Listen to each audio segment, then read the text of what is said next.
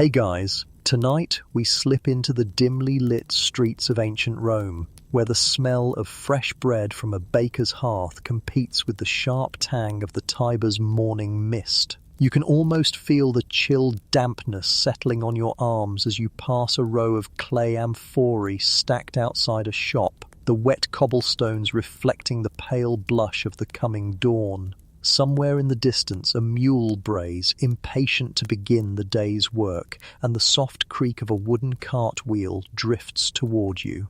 You probably won't survive this if you're allergic to history that comes with an unfiltered whiff of Roman alleyways.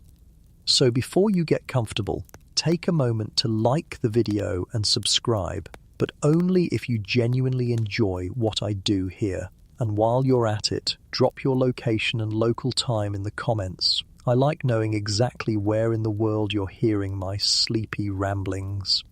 Now dim the lights, maybe turn on a fan for that soft background hum, and let's ease into tonight's journey together. You step quietly past the first clusters of market sellers arranging their stalls. Their voices are low, more murmurs than shouts, and you can tell the city hasn't fully woken.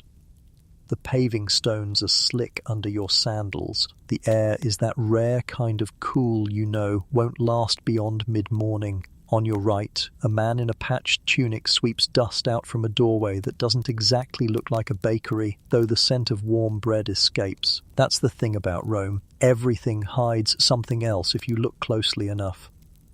The brothels keep their doors closed for now, shutters latched against the eyes of the respectable early risers. But if you linger by a certain cracked archway, you might hear the clink of a jug or the lazy creak of a rope bed shifting above. Some say Roman prostitutes known as meretrices preferred to start late, but historians still argue whether the early morning hush was about rest or discretion.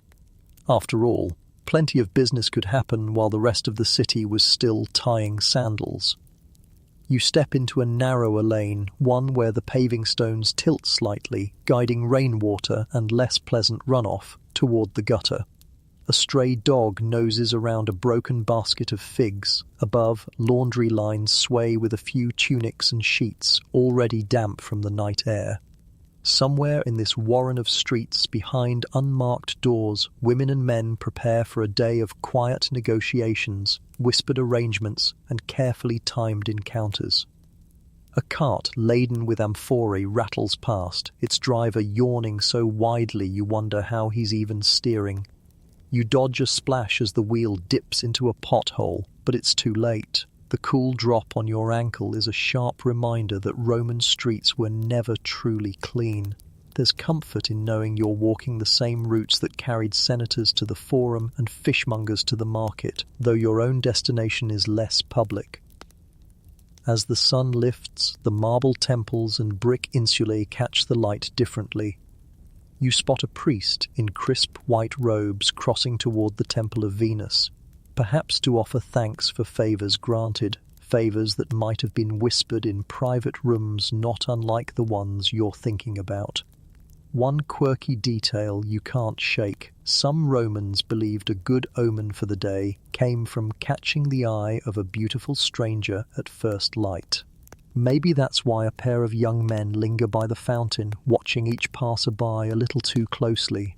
You turn a corner into a busier street now. The fishmongers are already at it, their voices rising above the rumble of carts, hawking the morning catch from the coast. You wrinkle your nose at the smell, which is somehow worse before breakfast. A group of women carrying baskets push past, their chatter about last night's chariot races loud enough to make you smile. One insists the red faction cheated, the other swears it's just skill.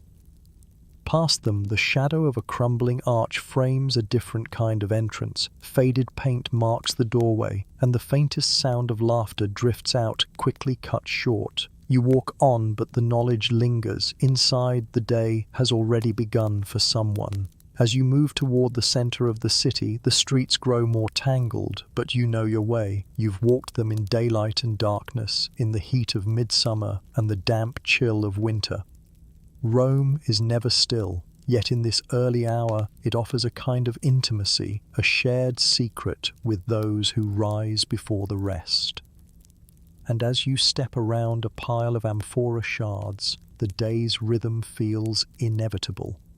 The market will roar, the sun will burn, and behind shuttered windows, deals will be struck that no ledger will ever record. For now, though, you keep moving, the dawn still yours to wander.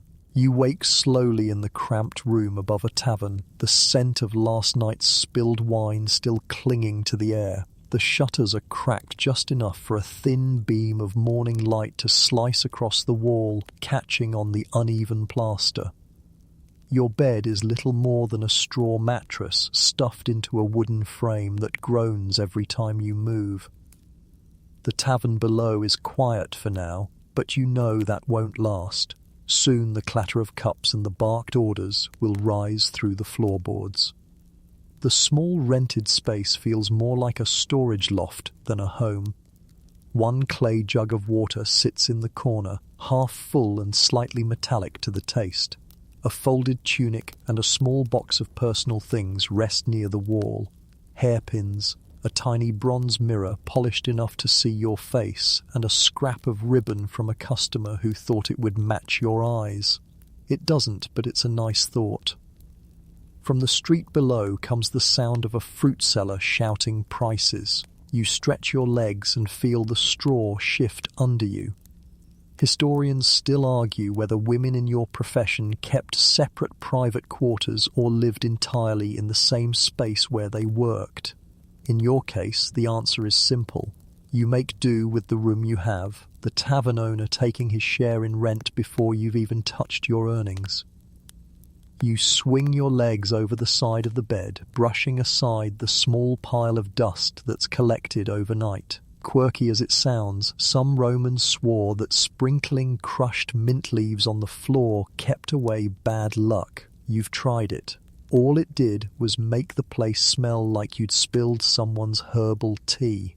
The cool air from the cracked shutters stirs the fringe of your hair. You grab the jug and splash water on your face, rubbing away the faint stickiness of sleep. It's not glamorous, but there's comfort in routine. The mirror tells you your eyes are still heavy-lidded, and you smile at the thought that half the city looks the same right now. Merchants, bakers, senators, and yes, other women like you, all squinting against the slow creep of daylight.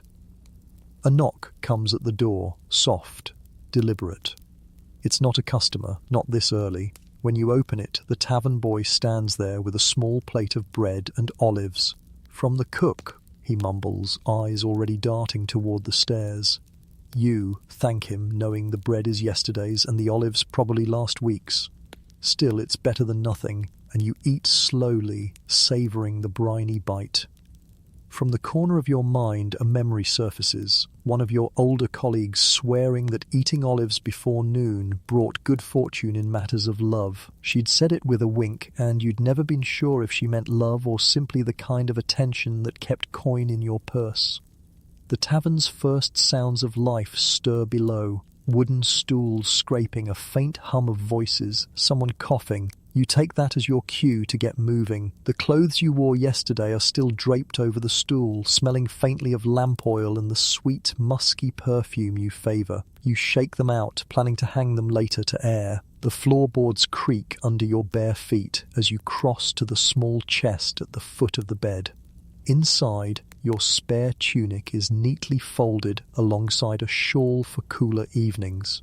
You run your hand over the fabric, deciding it's too early to dress for the day's work yet. Instead, you wrap yourself in the shawl and lean against the window frame, peering down at the alley.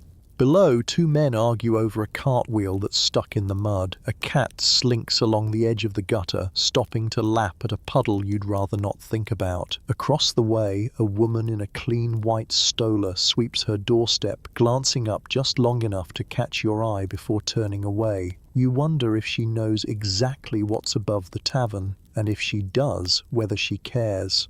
From here, the city seems both intimate and impossibly large.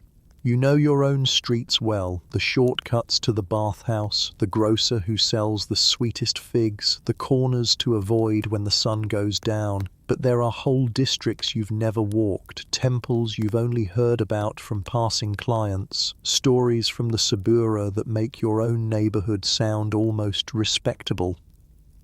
Your gaze shifts to the rooftops, where the first smoke of cooking fires curls into the sky. The day is taking shape outside while you stand in your small room, the center of your own quiet universe. Soon, you'll step into the streets and into the web of whispers, glances, and unspoken bargains that carry you from 1 hour to the next. But for now, in this moment, it's just you, the muffled hum of the waking tavern, and the promise, good or bad, of whatever the day will bring. You slip out into the street with your shawl draped loosely, the morning sun now strong enough to throw long stripes of light between the buildings. The walk to the bathhouse is familiar, past the baker's stall where the smell of fresh loaves could probably lure a marble statue to life, down a narrow lane where the paving stones hold a chill from the night. You keep your pace unhurried. In this part of the city, hurrying draws more attention than you want before midday. The bathhouse looms ahead, its brick walls warmed by the rising heat. You step through the archway, immediately wrapped in a cloud of damp air scented faintly with olive oil soap. The entry hall is bustling already, merchants shaking off dust from the road, a pair of young scribes debating last night's poetry contest, an older man arguing with the attendant about the fee. You pay your few coins without fuss and step inside. The steam hits you like a gentle wall, curling around your shoulders. Sound changes here. It softens, as if the damp air swallows the sharper edges of voices. Somewhere deeper in the complex, water trickles in a steady rhythm, and you catch the soft splash of someone sliding into one of the smaller pools. The tiles beneath your feet are cool for now, but you know the caldarium will be another story. You're not here just to bathe. The bathhouse is where half the day's arrangements are made, quiet words between friends, introductions slipped in between the steam and the scent of myrtle oil. You pass through the tepidarium first, nodding to a woman you recognize from the market. She's leaning in close to a man whose smile is polite but careful. Their voices drop as you pass. Historians still argue whether bathhouses were neutral ground for business or a subtle hunting ground for connections of all sorts. You found them to be both, depending on the day and the mood of the crowd. Ind. The warm, humid air, conversation drifts in half-heard phrases, someone complaining about the latest tax, a story about a runaway slave caught near the forum, a whispered joke about a senator's special visits to a villa on the edge of town. You catch your own reflection in the polished bronze mirror by the wall, cheeks pink from the heat, hair slightly damp, eyes more alert now than they were an hour ago. You make your way toward the smaller side pool where the water is just warm enough to ease your shoulders. 2 other women are already there, their hair piled high and pinned with delicate combs. One gestures you closer, and you slip into the water beside them. They're talking about a new client, wealthy, generous, and apparently obsessed with figs. The details are half joke, half business advice, and you file them away. Quirky as it sounds, one of them swears that rubbing a paste of figs and honey on your skin makes it glow like the statue of Venus herself. You've never tried it, though you make a note to ask the market seller about ripe figs next time. From somewhere behind you, a burst of laughter echoes through the steam, followed by the slap of water as someone gets a little too playful. The attendant gives them a warning glare, but says nothing. You wonder if he's already been tipped to keep the peace. As you linger in the pool, a man you know only by sight drifts past in the next room, speaking in low tones to another patron. You catch the tail end of the sentence, something about a meeting after dark, near the fountain. It could mean anything, but your curiosity perks up. Rome thrives on whispers, and sometimes the smallest overheard fragment becomes valuable. After a while, you step out, the steam clinging to your skin as you wrap yourself in a linen cloth. The exit hall feels cooler, the sudden change making you shiver. You pass the same attendants, their expressions unreadable, and step back into the brightness of the street. The noise hits you harder now, the clatter of carts, the shouting of vendors, the metallic ring of a smith's hammer somewhere nearby. You walk away slowly, feeling cleaner, lighter, and more awake. The bathhouse has done its work, not just in easing your muscles, but in reminding you that the city's pulse beats in unexpected places. And as you head toward your room, you think about the whispers caught in the steam, the names and places half hidden in laughter. There's always more happening here than meets the eye, and you're part of that quiet, shifting current whether you choose to be or not. Back from the bathhouse, you ease the door shut with a fingertip so the latch doesn't bark and wake the tavern's hungover ghosts. Steam still clings to your skin as you cross the little room, leaving damp footprints in the dust like a private constellation. You set the linen wrap aside and open the modest chest at the foot of the bed, your whole wardrobe folded into a space the size of a baker's tray, but somehow it contains choices enough to tilt a day. First, the base layer, a soft, well-washed tunic, simple and undyed because comfort is the quiet foundation of every illusion. You slide it over your head and feel the linen settle like cool water. You pull a narrow strophium, the breast band, around your ribs and knot it snugly. A practical embrace. Somewhere below your window, an early customer bangs a cup for more wine. You decide he can bang twice. You're not rushing the knot. On the stool, two outer tunics lie waiting. One is a pale rose, faded where the sun found it on the line. The other, a bolder saffron that glows even in shade. You lay them across the bed and watch how the light plays in the folds. Historians still argue whether women in your trade were required, by law or custom, to wear the toga instead of the stola, a kind of social uniform that shouted, "unrespectable," from a block away. What's certain is this: the stola belonged to respectable married matrons, a garment that declared status as loudly as jewelry, and you don't reach for it. You choose the saffron, partly because it flatters your skin, and partly because today feels like a day that needs daring. You step into it and let the fabric fall, then cinch a woven belt high under the bust so the folds soften your shape. In the bronze mirror, your reflection wavers, the metal remembering every thumbprint it ever received. You tilt it to catch more light from the shutters, then tap your cheek with the back of your knuckle. Time for colour. On the chest's lid sits your compact kingdom, a little pot of Sarasa, that chalky, lead-based face powder the wealthy swear by, and the cautious use sparingly, a stick of red pigment you talk about like a friend. Don't fail me now. A pinch of coal wrapped in linen, and a tiny jar of olive oil perfumed with nard and myrrh. Mainstream fact: Rome adores perfume. Unguents arrive in amphorae from across the sea, Arabia, Egypt, India, turning necks, wrists, and reputations into softly scented advertisements. You dab the oil at your throat, wrists, and behind each ear, then smile because you're suddenly thinking about the bathhouse joke, figs and honey for the glow. You rub the faintest sheen of honey at your cheekbones just to honor the rumor, hoping bees don't take it as a standing invitation.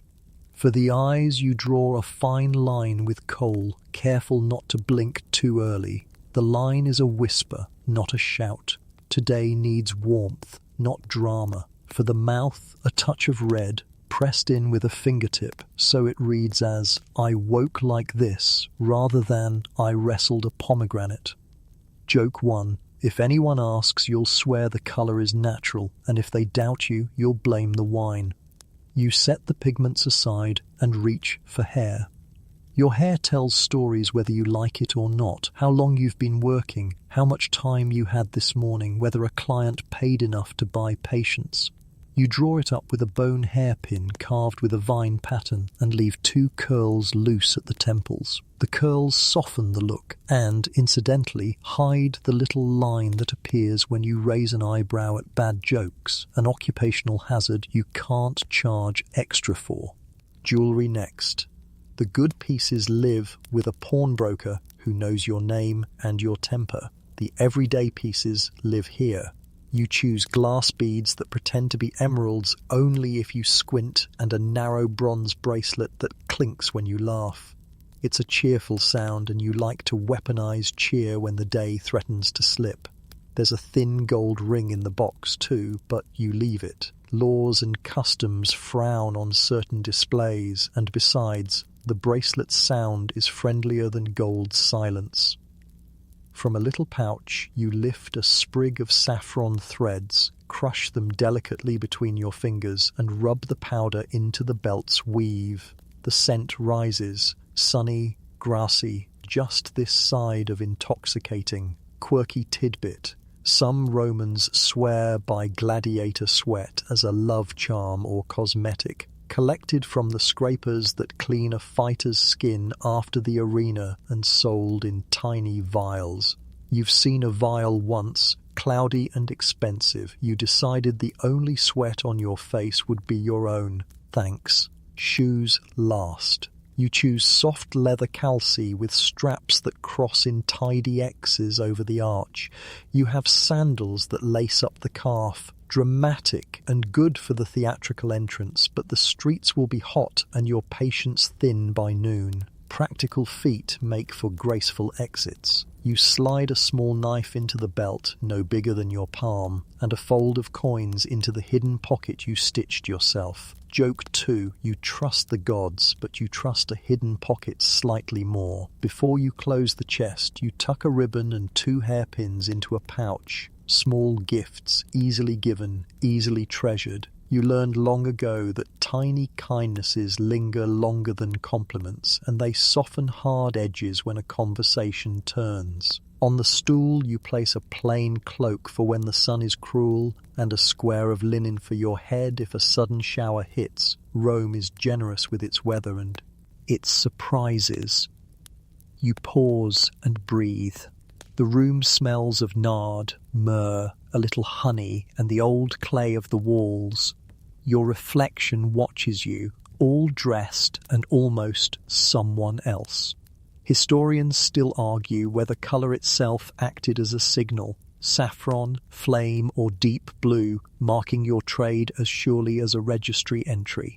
You think the truth is messier. Colour, confidence, and coincidence wrapped themselves around you, and people decided what you were before you opened your mouth. You draw the shutters wider, a finger's breadth, and let a slice of noonier light skim the floorboards.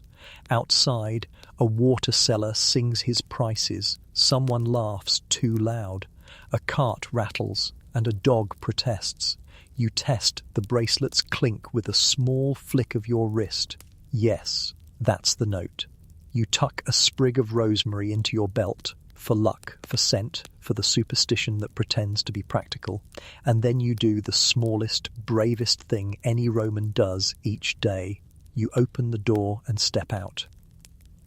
Down the stairs, the tavern air has woken into vinegar and bread and last night's dice ghosts. The owner glances up, his eyes sweeping the saffron, the hair, the careful line of coal. He nods without comment. Your rent is paid. Your glass will not be. You return the nod, a bargain affirmed by silence. Joke 3. One day you'll have a place where the floorboards don't announce you like a town crier. But for now, every creak is just applause from the wood. You slip into the street with your scents following like polite shadows, your coins secure, your knife unremarkable, your step unhurried. And in that unhurried step, your work already begins, not in any doorway or room, but in the glance that meets a glance, in the small theatre of colour, metal and movement that signals you are ready for the day, and the day, whether it knows it or not, is ready for you.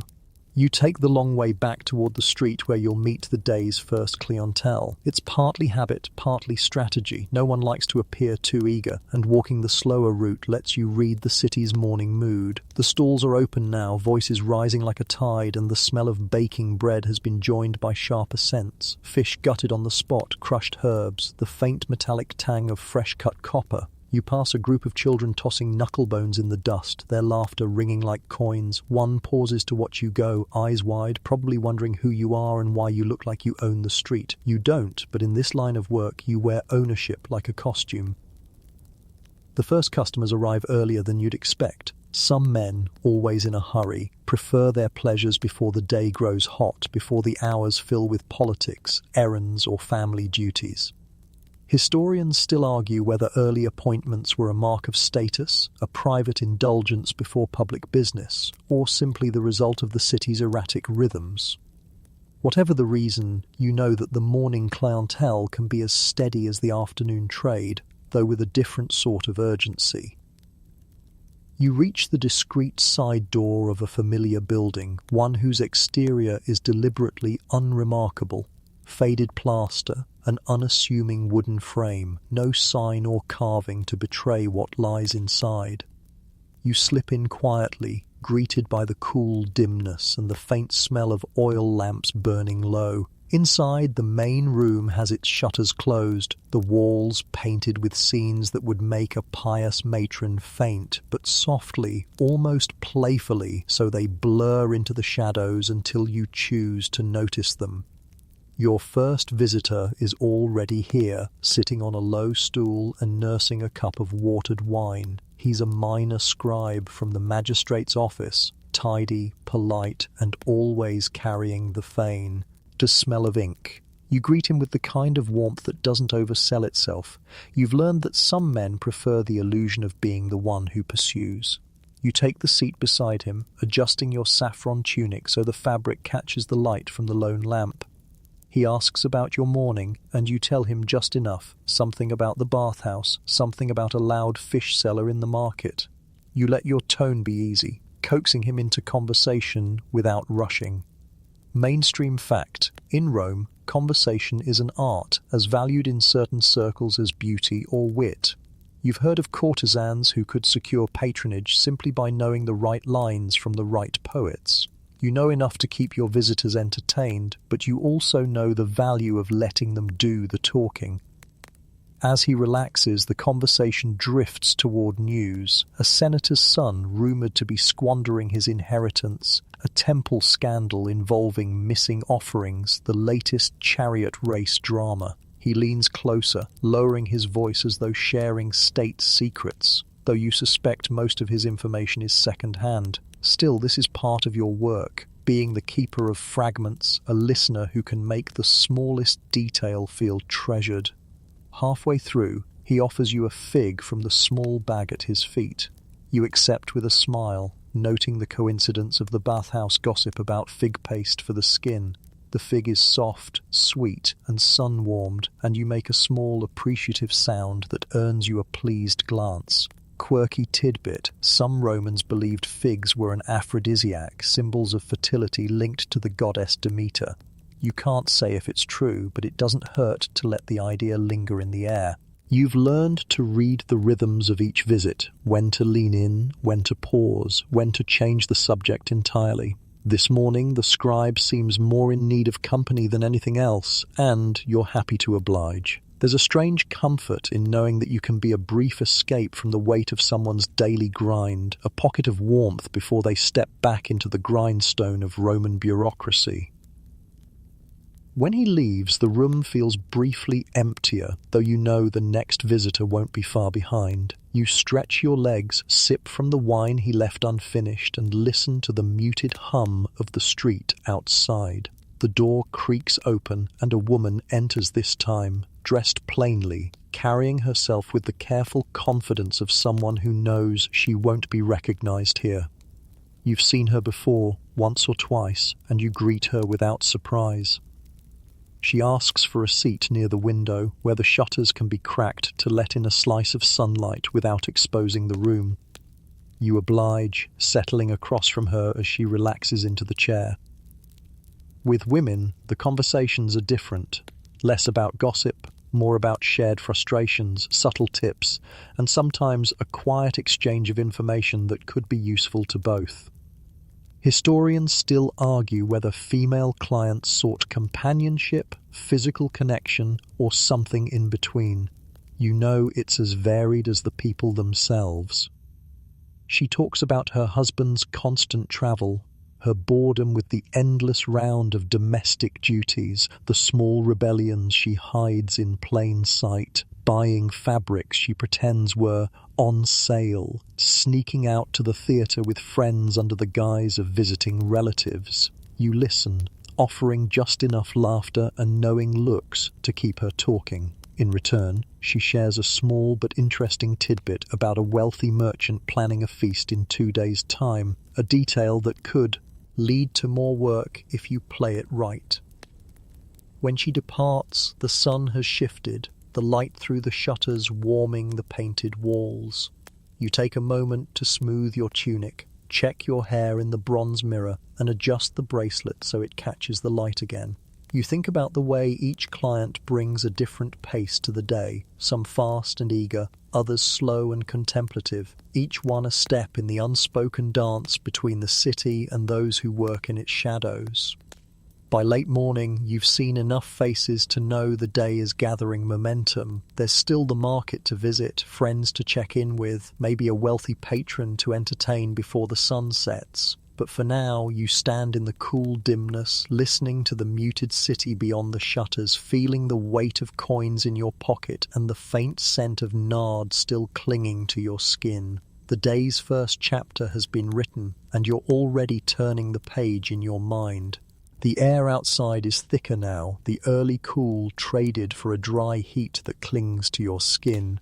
You wrap your shawl loosely and set out toward the market, weaving through the streets where the noise is as constant as the sunlight. Vendors shout prices in a dozen accents, their calls mingling with the creak of overloaded carts and the steady thud of a cooper's mallet from somewhere nearby. The smell is a layered thing: fresh bread, frying fish, piles of herbs, and the faint, less pleasant undertone of the open drains running between the paving stones. The market is more than a place to buy food. It's an unending stream of faces, a living directory of the city's moods. You pass the olive stall first, where the seller knows you well enough to wink but not well enough to ask questions. His table is piled with jars, black, green, wrinkled, smooth, each glistening in brine. You stop to buy a handful, and he slips an extra 2 into the bag with a grin, muttering something about keeping you strong. Historians still argue whether such casual gifts were genuine gestures or subtle marketing ploys. You've decided they can be both at once. Beyond him, the spice merchant's stall is a riot of colour. Saffron threads in little cones, cinnamon sticks tied in bundles, heaps of peppercorns so expensive they might as well be coins. You pause to breathe in the sharp, warm air. The merchant, an older woman with eyes like flint, tells you she has a new batch of nard oil, imported from far off, stronger than the last. You buy a tiny vial, knowing its weight in scent could be worth more than its cost if it helps you stand out later tonight. Near the centre of the market, a small knot of people has gathered around a storyteller. His voice rises over the chatter as he spins a tale about a shipwreck and a goddess who walked ashore disguised as a fisherman's wife. You linger at the edge, catching fragments of the story until the crowd shifts and you're swept along to the fruit sellers. There, baskets overflow with figs, grapes and pomegranates, their skins splitting in the heat. The fig seller greets you with a knowing smile and offers a sample. You take one, thinking again of the bathhouse joke, and let the syrupy sweetness sit on your tongue.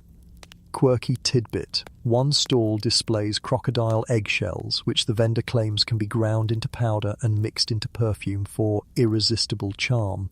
You're fairly sure it's nonsense, but the shells are pretty in their way, speckled, thin and fragile enough to remind you of certain egos you've met. You move on, your bag heavier now with bread, olives, figs and a small wedge of cheese wrapped in waxed cloth. The cheese seller insists it's from a farm outside the city, where the goats listen to music. You don't ask what kind, you decide it's better as a mystery.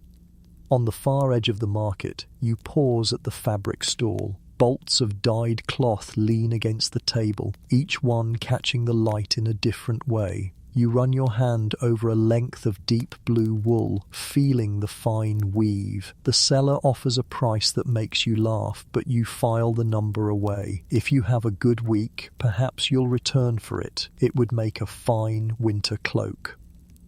Historians still argue whether markets were primarily for buying necessities or for maintaining networks. In your experience, the two are inseparable. You can't walk through without hearing a snippet of gossip here, a whispered tip there. Today, it's a fishmonger who leans in to tell you that a certain tavern near the Forum is closing for repairs, meaning its regulars will be scattering elsewhere for their evening drinks. That could be useful. A displaced regular is often in search of a new corner to call home, and sometimes that home is wherever you happen to be. Before you leave the market, you take one last slow circuit, letting the rhythm of the place settle in your mind. The market isn't just noise and trade, it's a barometer of the city. Today, the sellers are brisk but not desperate, the buyers plentiful but not frantic. That means there's money moving, and when money moves, so do opportunities. You step away from the stalls and into the sunlight of the main road, adjusting your bag so the strap doesn't bite into your shoulder. The walk back is busier now, the streets crowded with carts, messengers, and the occasional patrol of soldiers whose polished armor catches the sun like a mirror. You sidestep a puddle, smile at a boy balancing an impossible stack of bread loaves, and avoid making eye contact with a man whose gaze is just a little too intent. When you reach your street, the tavern's door is propped open to let in air. You step inside long enough to drop your purchases upstairs, tucking the nard oil safely into your chest. The rest can wait. The bread will keep until evening, the cheese longer still. You drink a quick cup of water from the jug, letting it wash away the market's dust, and glance at the small bronze mirror on the chest. The coal is still in place, the tunic only slightly creased. The day is far from over, but the market has done its work, filled your bag, topped up your stores, and fed you not just with food, but with whispers, glances, and the sense that the city's pulse is quickening in some subtle way. You step back into the light, ready to see where it beats next. The sun is now high enough to bleach the tops of the tiled roofs, and you can feel the heat pressing down like an extra layer of clothing. The streets seem to pause under it, merchants moving slower. Stray dogs stretched in the shade of columns, voices lowered as if the air itself were too heavy to carry sound. You know better than to fight it. This is the city's midday lull. The long breath before evening stirs it all awake again. You make your way back to the rented room above the tavern, your footsteps echoing in the quieter streets. Inside, the tavern's benches are half empty, a few regulars slouched over mugs, murmuring to themselves or to anyone who'll listen. The cook waves you toward the stairs without breaking stride in his slow chopping of onions, the smell of them stinging your eyes even from here. Upstairs, the little room holds its familiar shade. You set down your bag, take off your shoes, and stretch out on the bed, feeling the straw shift beneath you. The shutters are ajar just enough to let in a sliver of light, dust motes drifting lazily in it like tiny ships with nowhere to go. You kick off the saffron tunic. It will wrinkle, but the air against your skin is worth it, and reach for the small bronze mirror on the chest. The coal has held, the hint of colour on your cheeks still intact. Midday is the time for small tasks, the quiet maintenance of a life that on the surface looks effortless. You take out a needle and thread to mend the hem of your lighter tunic, the one you wear on errands or for unplanned visits. Historians still argue whether women of your trade often made or mended their own clothes or relied on seamstresses. You suspect the truth depends on the coin in one's pocket. You've always preferred to keep a needle handy, quicker and cheaper than waiting on someone else's schedule. The rhythm of the stitch is soothing, the thread sliding through the linen with a faint hiss. Outside, you hear the clop of a single horse passing, the creak of a cart axle, and then a moment of near silence broken only by the tavern boy's voice calling to someone in the street. You smile, remembering how he once asked if he could carry your bag for a few coins, then nearly dropped it when he realized how heavy figs can be. Once the mending is done, you take out a small packet of letters, short notes written in neat practiced hands, some on scraps of parchment, others on papyrus. They're not love letters, though some pretend to be. Most are simple arrangements, times, places, the promise of coin. A few are thank yous, little courtesies from clients who know that gratitude can buy goodwill. You read through them slowly, sorting which to keep, which to burn later in the brazier downstairs. Quirky tidbit. A friend once told you she stored her old letters in a jar of grain so the words would feed the house. You've never tried it, but the image pleases you. The heat seeps deeper into the room and you decide to lie back, letting the cool patch of pillow press against your cheek. Your mind wanders, as it often does in these still hours. You think about the woman from this morning, about the merchant's feast in 2 days, about whether the fabric seller will hold that bolt of blue wool long enough for you to buy it. The city is always balancing the now and the next, and you're part of that seesaw, whether you're awake or half dozing. A faint hum of music drifts in from somewhere down the street. Someone strumming a lyre, perhaps, or a group of apprentices singing to pass the time. The sound wraps around you, soft and lulling, and you close your eyes just to listen. Historians still argue about how much of daily Roman life was accompanied by music. You suspect the answer is more than they realize, because here it feels as constant as the cobblestones underfoot. You're not fully asleep, but you drift in that pleasant space where thoughts slip in and out like fish in shallow water. In this place, the city fades into a gentle background, and your mind stitches together the threads of the day so far. The heat of the bathhouse, the weight of figs in your hand, the measured look from the scribe, the knowing smile of the woman by the window. It's a tapestry you've learned to weave daily, each detail feeding the next. When the light through the shutters shifts toward gold, you sit up again. The air feels lighter now, the edge of the heat beginning to loosen. You take a sip of water from the jug, swish it around your mouth, and then pour a little into the bowl to wash your hands and face. The water feels cool, almost startling against your skin. You reach for the saffron tunic again, shaking it out before slipping it back over your head. The fabric carries the faint scent of the market, layered over the nard from this morning. You smooth the folds, adjust the belt, and slide the bracelet back onto your wrist. A glance in the mirror tells you you're ready, not for anything specific, but for whatever the city decides to throw at you next. You gather a small cloth bundle of bread, olives, and cheese from the bag you brought earlier, tucking it into your satchel. The day will stretch long into the evening, and it's better to have something to eat when the pace picks up. You also slip in the new dolphin hairpin, just in case an opportunity arises to gift it. The lull has done its work. Your body feels rested, your mind sharper, your senses tuned again to the rhythms of the street. As you step out into the cooling air, you catch the smell of roasting meat from somewhere nearby, and the sound of laughter carried over the rooftops. The city is waking from its midday rest, and you are stepping into its next breath.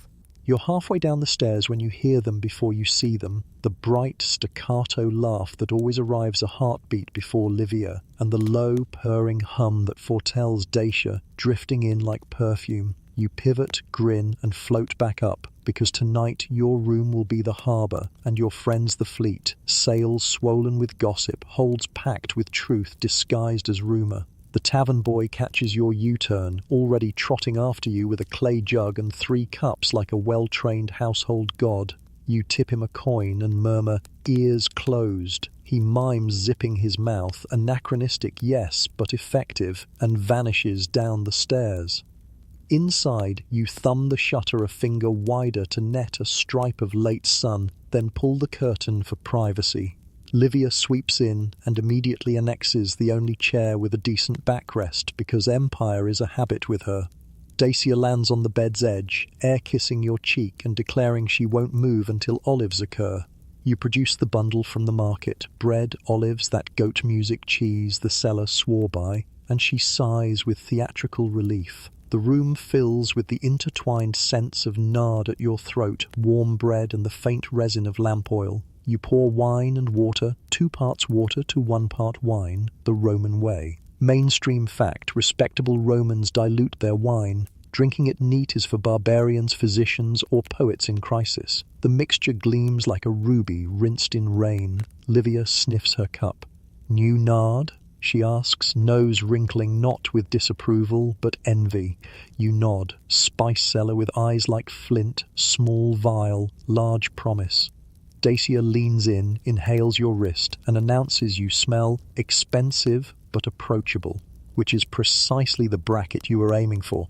First light joke. You tell them if the scent fails, you'll sue the goddess of small luxuries. Livia offers to represent you for a contingency fee of 1 fig. Toasts are simple: soft shoes, steady coin, unsticky dice, and then the stories begin, slipping into the room like cats who know doors open for persistence. Livia leads with a bathhouse whisper. A matron stacked with bracelets swore on Venus that crocodile eggshell powder mixed with rose oil makes anyone irresistible. Remember the eggshell seller, you say, and all 3 of you laugh at the memory of his solemn sales pitch. Second light joke. Livia suggests you invest in a crocodile and integrate the supply chain. Dacia volunteers to supervise from a different city at a safe distance, behind 2 doors. Dacia's turn. She's acquired a poet, pays in small coins and large compliments, the standard poet's exchange rate. Yesterday he wrote that her eyes are olives drowning in snow. None of you knows what that means, but it sounds expensive, which is half the point. Historians still argue whether poets were patronage magnets or economic sinkholes. You vote for both simultaneously. The real news: the poet's patron, an importer with a reputation for theatrical dinners, wants introductions to interesting company. Dacia's eyebrow says opportunity. Your saffron belt says you already dressed for it. Not to be outdone, Livia unwraps a tiny wax-stoppered vial. Gladiator sweat, she announces, eyes glittering, quirky tidbit in a bottle. Some Romans really do prize the scrapings from a fighter's skin as a love charm, sold after the games like thunder in a jar. You sniff and decide it smells like courage, trying to flee responsibility. Livia swears a dot behind each ear made a merchant stammer and overpay by 2 denarii. You propose a control group with olive oil. Dacia proposes you don't smell like the arena when aediles are in a mood. Third light joke. Livia vows to bottle nerves next, since that's what made the merchant generous. A soft knock at the jam, no entry. Just the tavern owner murmuring that a patrol of aediles is drifting along the main street. You and your friends exchange a look and then a shrug. Mainstream fact: Rome registers sex workers. Aediles handle rolls, fines, and the sort of clothing rules that announce status from half a block away. Historians still argue whether registration offered protection or simply painted brighter targets. Your papers are in order. Dacia's are alphabetized. Livia's live in her bodice, which doubles as a filing system in emergencies. The moment passes, the room exhales, and you refill the cups. Now the craft talk, the small, shareable arts, no manual lists. Livia demonstrates the blink and glance, a long blink, then a gaze that lands and lifts like a sparrow, claiming the room without rising from the chair. Dacia teaches a shawl trick. Fold, twist and let it fall so it frames the cheekbones and hides the night's miles. You contribute your belt method, 1 notch looser outdoors, 1 notch tighter indoors, same tunic, 2 meanings. You swap vendor intel too, the baker who gives a quarter loaf extra if you compliment his lattice, the doorkeeper who pretends not to notice late visitors if he's given rosemary for his stew. Dacia pulls a slate and chalk from under the bed. "Accounts," she declares, mock stern, and tallies aloud. Rent, lamp oil, perfume, food, tips to gatekeepers, and the surprise line item called "Why does the seam split the night before a banquet?" She draws a tiny crocodile in the corner, labelled RD. You add the cost of your new nard. Livia adds emergency sandals because cobblestones hold grudges. Between sums, you agree the city should provide a footwear stipend for emotional wear and tear. Alas, the Senate has other priorities like arguing with itself. Safety, always, not gossip, ritual, who's turned sour, who's drinking hard. Which corner breeds trouble this week? Mainstream fact, many houses keep bouncers, but loyalty follows coin, not justice. You maintain your own perimeter, vendors who like you, a doorkeeper with a careful memory, the baker who'll signal with a dusting of flour on his sill if the street feels wrong. Tonight, Livia warns about a trader whose voice is soft and grip too tight. Dacia suggests pairing up for late walks along the Subura edge. Historians still argue whether women in your trade formed formal collegia or looser webs. You live the web. Candles in windows, coded greetings, and friends who arrive first and ask later. Between mouthfuls you unwrap 3 figs, the day's cheerful motif. Split them with your knife and pass them round. The fruit's honeyed perfume warms the room. Dacia says figs are proof the gods want you funded. Livia claims if Venus herself knocked, she'd be offered the last one. You stash a slice for the tavern boys' silence fund and save a seed for luck. Conversation turns to tonight's paths. The fountain near the garden wall where the scribe mentioned a meeting, the tavern by the forum closing for repairs, which means its regulars will scatter, and scattered regulars look for home wherever a good laugh and a kinder gaze happen to be. Dusk deepens, and the blue outside thickens to velvet. Street sounds change key. A flute rises and a singer threads a low melody through the evening hum. You rinse the cups, brush crumbs from the blanket, smooth your hair with olive-damp fingers, and tap your bracelet until it sings. The saffron tunic falls in clean lines. You tuck a fresh sprig of rosemary into your belt for luck, for breath, for the superstition that pretends to be practical. Before the goodbyes, you press the little dolphin hairpin into Dacia's palm, for smooth waters when patron currents shift, and nestle a sprig behind Livia's ear for remembrance and stew. They laugh, but their eyes soften. Friendship here is both shield and sail. Small gifts carry more weight than they look able to bear. At the threshold, you trade quick hugs and practical promises. 1 candle in your window if you need sharp company. 2 if you need a witness with a long memory. None if the night is kind and time slides away. You remind them of the spice woman with flint eyes. Livia reminds you not to test the gladiator vial on a windy corner.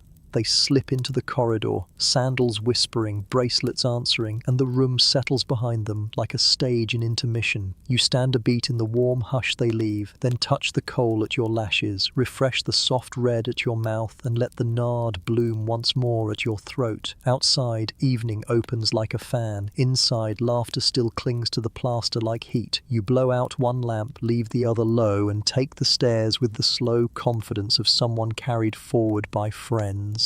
Evening folds itself neatly over the street like a fresh linen, and you feel the city's temperature slip from simmer to slow, comforting warm. You're halfway to the fountain rendezvous when a small procession peels out of the traffic and stops with the confidence of someone who never doubts a welcome. A litter, Polished wood, bronze fittings, curtains as fine as breath, settles at the curb. Two house slaves hop down, almost in the same heartbeat, and bow with the choreography of people who practice deference like an art. The curtain stirs, and there he is, the wealthy patron you've met twice before, the one whose coins sound heavier than their value because he enjoys the sound. He greets you by name, not loudly, but with that public-private tone that suggests he wants people to hear him being discreet.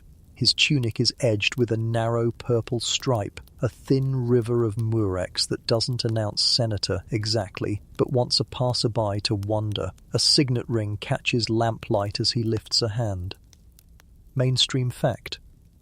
Roman elites seal letters with wax and rings engraved with family devices.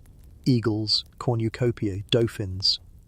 A ring is a signature you can wear. He doesn't offer the ring to kiss. That would be too much even for him. But you notice where it rests, as if it has opinions. There's an invitation, smoothly spoken, to accompany him home for a short visit.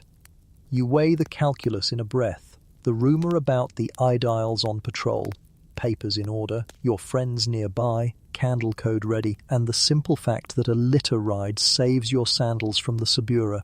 You accept. Joke 1. You tell the litter-bearers you're very light at night, moonbeams and half a fig, and the smallest slave cracks a grin that he smothers immediately as if humour is contraband. The litter sways forward through streets that have learned to part for money wrapped in curtains. As you travel, you study. The city through a gauze of linen, doorways painted with little guardians, a boy racing a dog, a baker scraping ashes from his oven mouth, the glow of braziers fuming fish sauce and garlic into the kind of scent that says delicious and danger in the same syllable.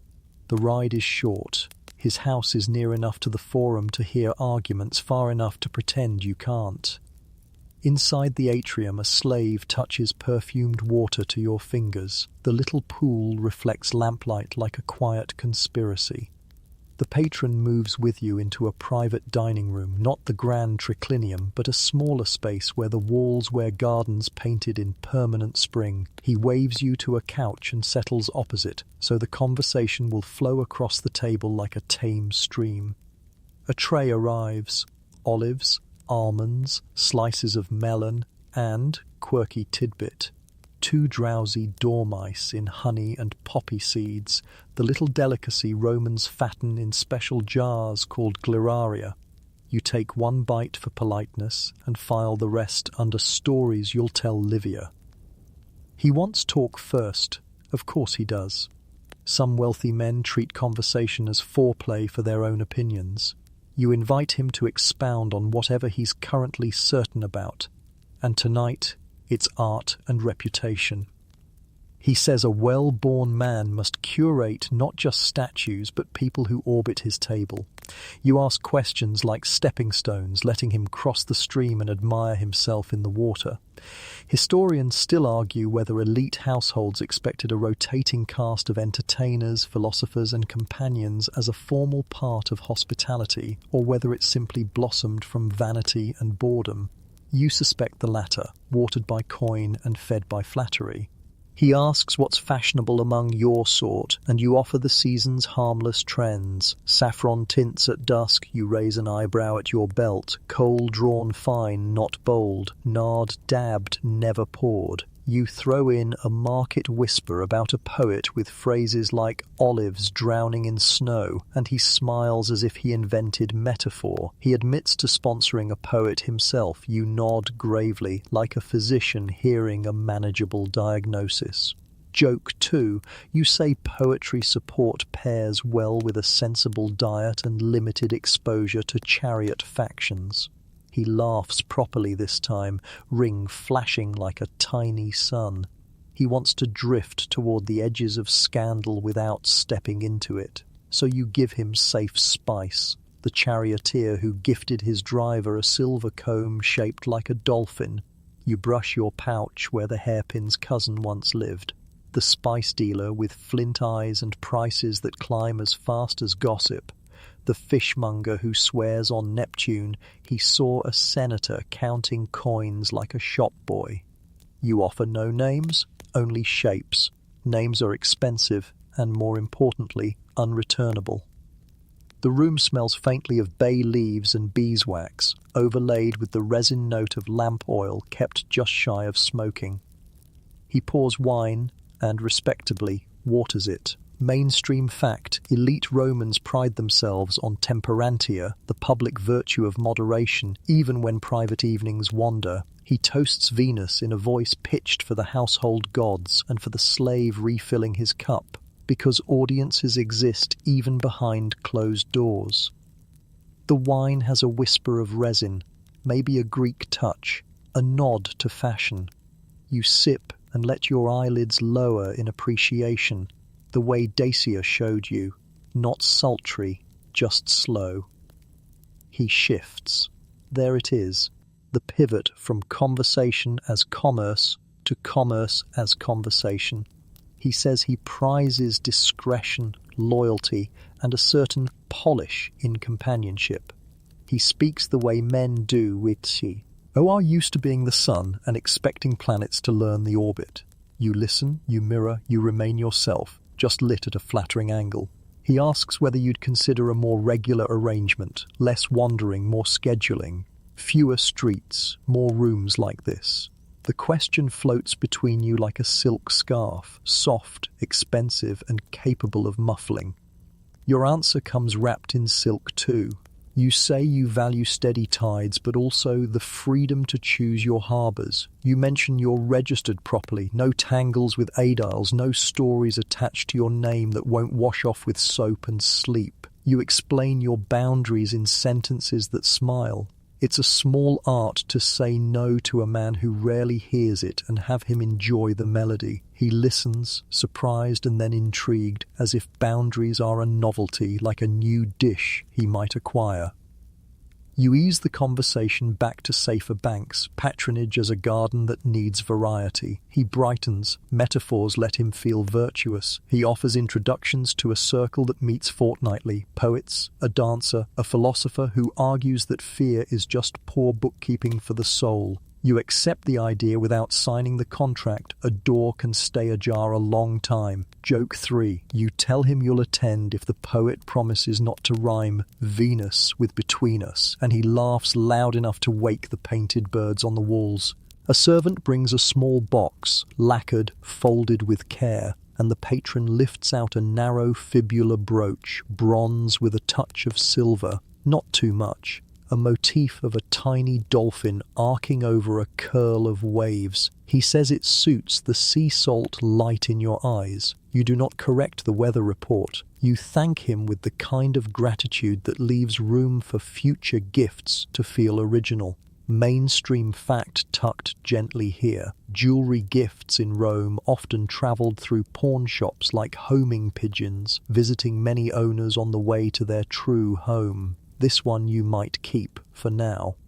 When he grows softer around the edges, you steer the evening toward a calm shore. No drama, no stories you'd have to disinfect later. Music filters from a distant room, someone testing a lyre string by string, notes like drops from a clean eave. He asks you to stay longer. You promise another night soon. The promise is a silk thread, stronger than it looks, easy to tie, easy to untie if necessary. At the threshold, he does something human that slips past the jewelry and the ring and the practiced voice. He thanks you for listening as if listening were rare. You file that sentence in the jar where you keep useful truths. When the curtain of the litter closes around you for the ride back, you breathe out rosemary, nard, and the faint clean resin of beeswax, thinking of your friend's codes and the steady wisdom of your belt's 2 notches.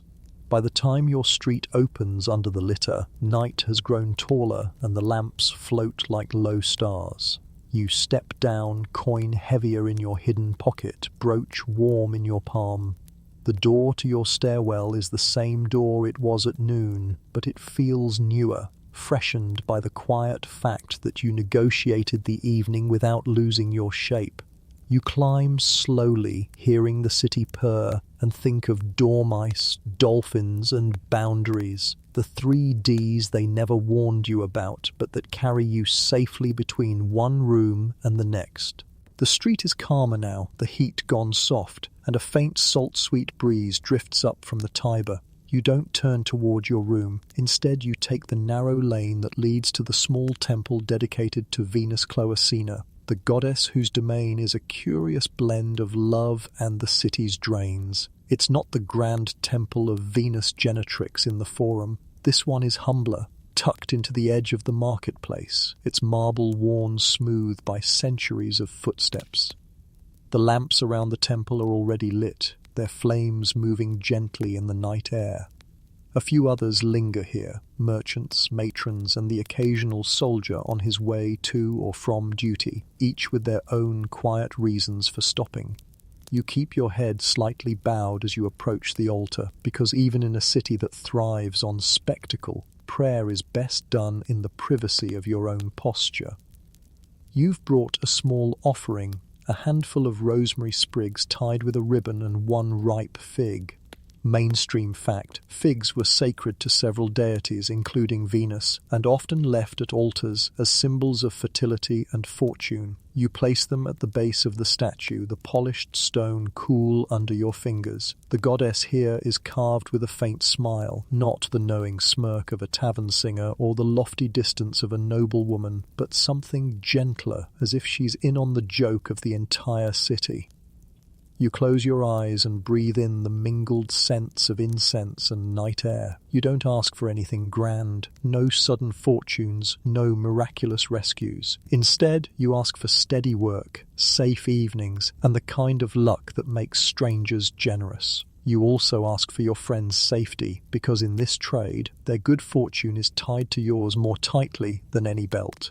Historians still argue whether visits to temples were more about public display than private devotion, but here, in the Effigiarza, ichor of lamplight, there's nothing performative about the way your thoughts settle.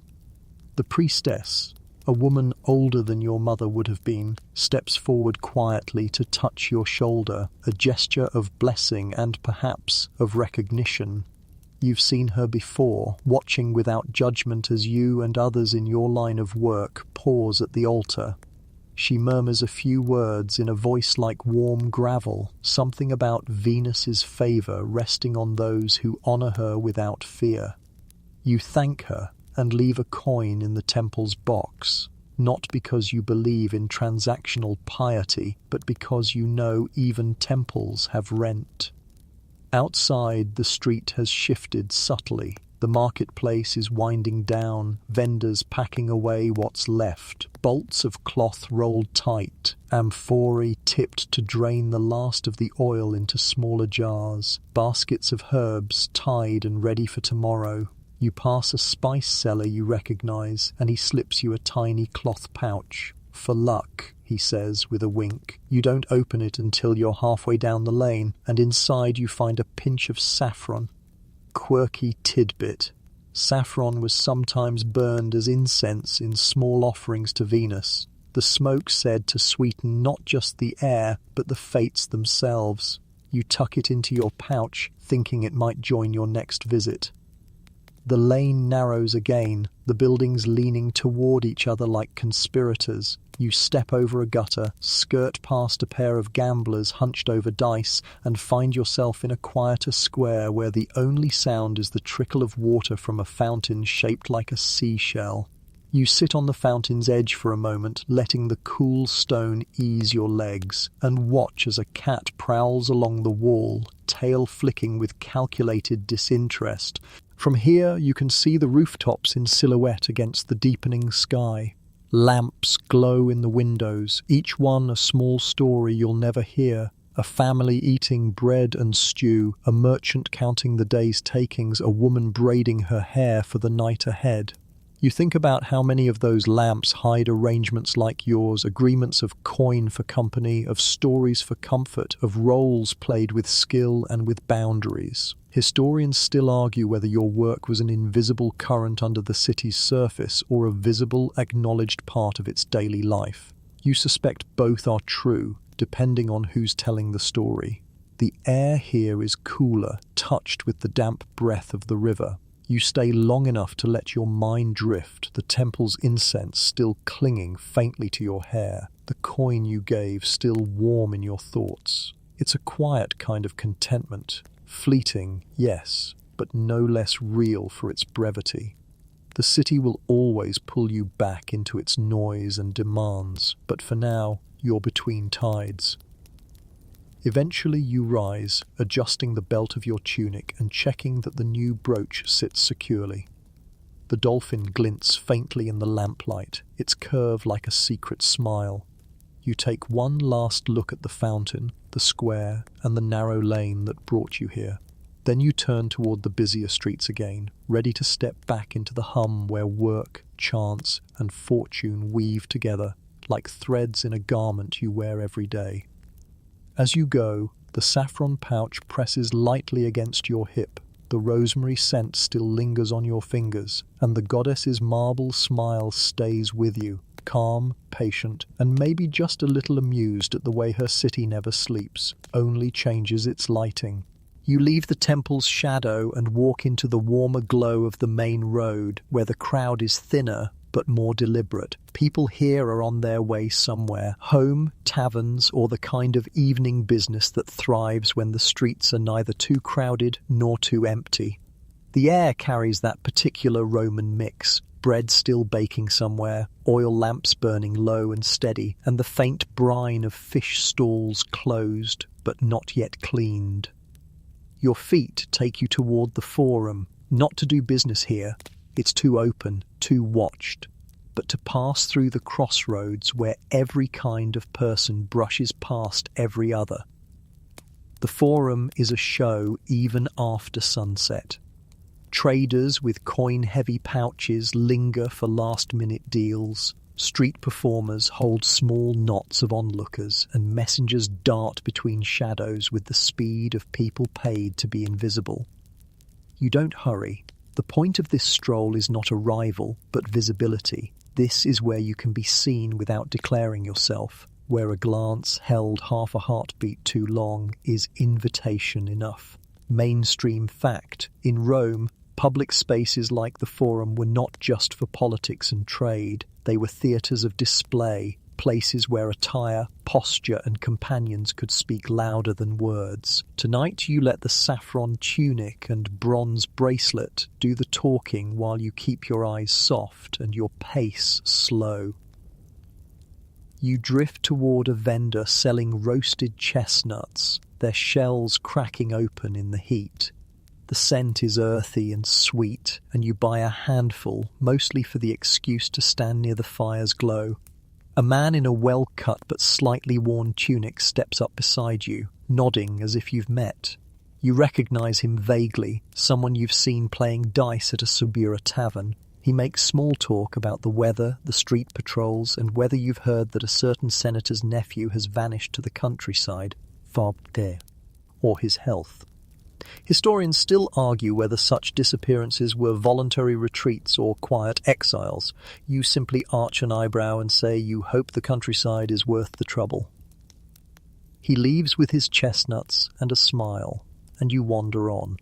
You pause near a group of musicians, 2 flutes, a small drum, playing a tune bright enough to pull passers-by into a loose semicircle. The music lifts the air, and for a moment you forget the calculations and simply sway with the rhythm. Quirky tidbit. Some Romans believed dancing in public, even just a few steps, was a charm against envy, as if joy could ward off ill will.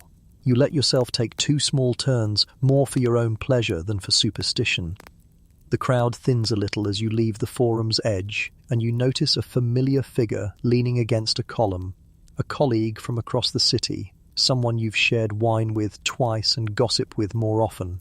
She greets you warmly, and you stand together in the lamplight, trading quick updates. She's had a run of good luck lately, a merchant who likes to talk politics over figs, a visiting scholar who pays well for someone to listen to his theories about Greek philosophy. You swap news of vendors, safe corners, and which taverns have changed owners, important because ownership changes often shift who's welcome at the tables. From the corner of your eye, you catch sight of a pair of soldiers making their slow patrol.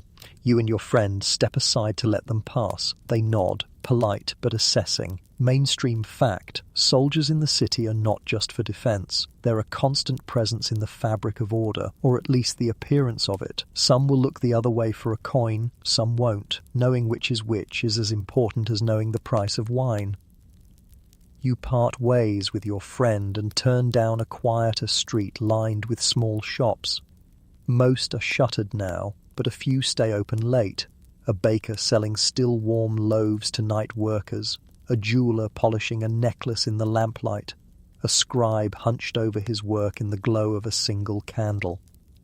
You pause at the jeweler's, admiring a pair of glass bead earrings the colour of pomegranate seeds. The price he quotes is high, but you smile and tell him you'll think on it. He winks, knowing you might be back, and you know that he knows you'll only return if the week's coin allows it. The street opens into a small square where an orator is holding forth to anyone who'll listen, his voice rich and persuasive, even if his subject, grain tariffs, would bore a temple statue.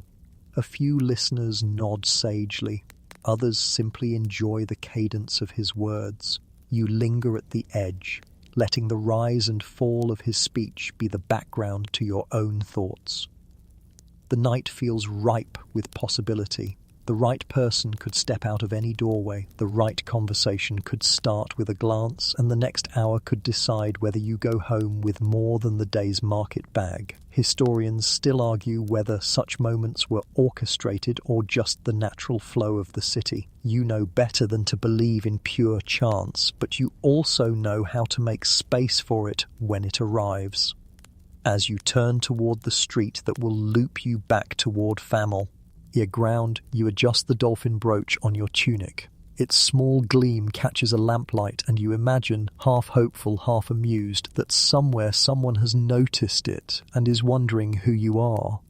The sound of distant music follows you down the lane, mingling with the steady rhythm of your footsteps and the low murmur of Rome at night. You let the night steer you toward the noise that doesn't argue, music, clapping, and the gasp that pops from a crowd like a cork when something flips higher than it had any right to. A square opens ahead, framed by shops gone dark and doorways holding small constellations of onlookers. In the centre, a circle has formed around a wiry acrobat who treats gravity like a suggestion. Handstand, tuck, clean landing, then a backbend that looks suspiciously like showing off. You take a place just outside the circle where the breeze can find you and the lamplight warms your cheek. Your bracelet gives a small, pleased clink. Showtime for everyone, including you. A second performer rolls out a length of dyed cloth, the faded kind of purple that once pretended to be murex, lays it like a tiny stage and produces 3 polished stones. Juggling begins, a steady click-click as the stones trade hands. He calls for a 4th, and a boy offers a ripe fig with the solemnity of a priest. You grin at fate's sense of humour and at the juggler's quick judgment. Stone, stone, stone, fig, stone. The fig survives 3 passes and then disappears with a theatrical chomp. First light joke. You murmur to your neighbour that it's the first time you've seen produce earn tips by mid-air resume. Music swells at the edge of the circle. A double-pipe tibia player sending twin ribbons of sound into the crowd while a small drum taps a heartbeat. Mainstream fact: Rome's streets teem with entertainers, acrobats, mimes, dancers, and musicians, especially during festival seasons, when magistrates sponsor spectacles to polish reputations. Theatres like Pompey's Grand Complex pull crowds by day. At night, the city improvises stages anywhere a circle can hold. You know the rhythms. After the chestnuts and before the dice, people want wonder with a side of laughter. A troupe of mimes takes over with speed that suggests, Practice diplomacy, 3 performers, chalked faces, quick feet, and a rope that becomes a door, a lion, a marriage bed, depending on who tugs it. The story is simple. Jealous husband, wily wife, handsome neighbor, ancient as bread and twice as satisfying when it lands. The wife, played by a woman with eyebrows that deserve their own poetry, hides the neighbor under a basket. The husband tries to sit. The neighbor scuttles. The crowd howls. Historians still argue whether women were welcomed on formal stages or limited to mimes and dance. What's happening here admits no doubt. She commands the square like a magistrate with better timing. You're not just watching, you're working. Faces become ledgers in this light. Who laughs with their eyes? Who checks their purse? Who wears new leather with the stiffness of recent fortune? The man to your left, clean tunic, sandals that have met more marble than mud, smiles at the right beats and tips the players without looking at his hand, a decent sign. The woman to your right keeps time on her wrist with a ring that flashes like a small comet. When the mime wife bows, she claps the loudest, someone who appreciates wit, which is currency you keep in stock. You adjust the dolphin brooch until it winks where lamplight can see and let your gaze drift, unfocused enough to be approachable, sharp enough not to miss a signal. The mime finishes with a twist. Husband and neighbor discover their cousins lost at birth. They embrace. The wife shrugs and pockets both the ring and the rope. Applause rains coins. The troupe bows, sweeping the rope into a coil that somehow looks like a question mark at rest. Quirky tidbit. At some fairs, you've seen a hydraulis, a water organ that huffs music through pipes with the help of pressure and ambition. You half expect one to trundle in now, but tonight the instruments stay hand-carried and human-breathed, and the square is better for it. As the crowd loosens, a dancer enters the open space with ankle bells whispering and a shawl that seems to float, then snap, then float again. She moves with the molten control you recognize from the bathhouse, muscles that remember heat and water. Her eyes sweep the arc of onlookers, not searching so much as taking inventory. You know that look. It's the same ledger you keep, just written in a different script. You let the shawl's fringe brush your palm when she passes close, and she registers your smile with the quick nod of one working cousin to another. 2 youths follow with a trick that makes the square collectively lean, a ladder, a wine jug balanced on top, and one boy walking the rungs, while the other keeps the base steady with a foot and a prayer. The tibia spirals higher, the drum taps faster, the jug does not fall, the crowd exhales as if it had been holding its breath since last Saturnalia. Second light joke. You tell yourself it's nice to see wine staying upright for once, and if the gods are listening, they can take that as a compliment. A man in a traveller's cloak edges near, his posture open, his gaze respectful. He compliments the dancer's poise, the juggler's teeth, the mime's audacity. He is the kind who enjoys noticing. His hands are ink-stained at the cuticles, a scribe or a merchant who signs too often to keep clean. You answer lightly, toss a little saffron-scented air with the turn of your wrist and catch his eyes landing, leaving, returning. He asks if you frequent the big theatres. You say sometimes when the story is worth the sandals. Mainstream fact. Pantomime, the elegant cousin of mime with masks, a solo dancer and a chorus, owns the grand stages, its stars adored like charioteers. He brightens, he has tickets next week, and a spare seat shaped exactly like an opportunity. You don't promise, but you let your smile hold the door open.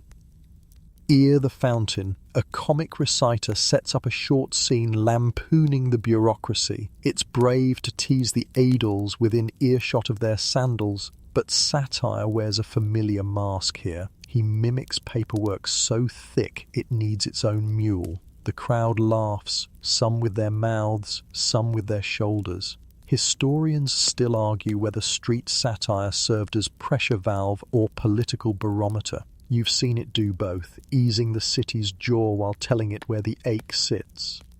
A boy threads through the circle selling honeyed nuts, chanting prices that fit the drum's rhythm. You buy a twist of paper, taste sweetness and spice, and offer one to the scribe traveler. He accepts with a nod, then carefully asks whether you're free later, meaning after the square forgets his face.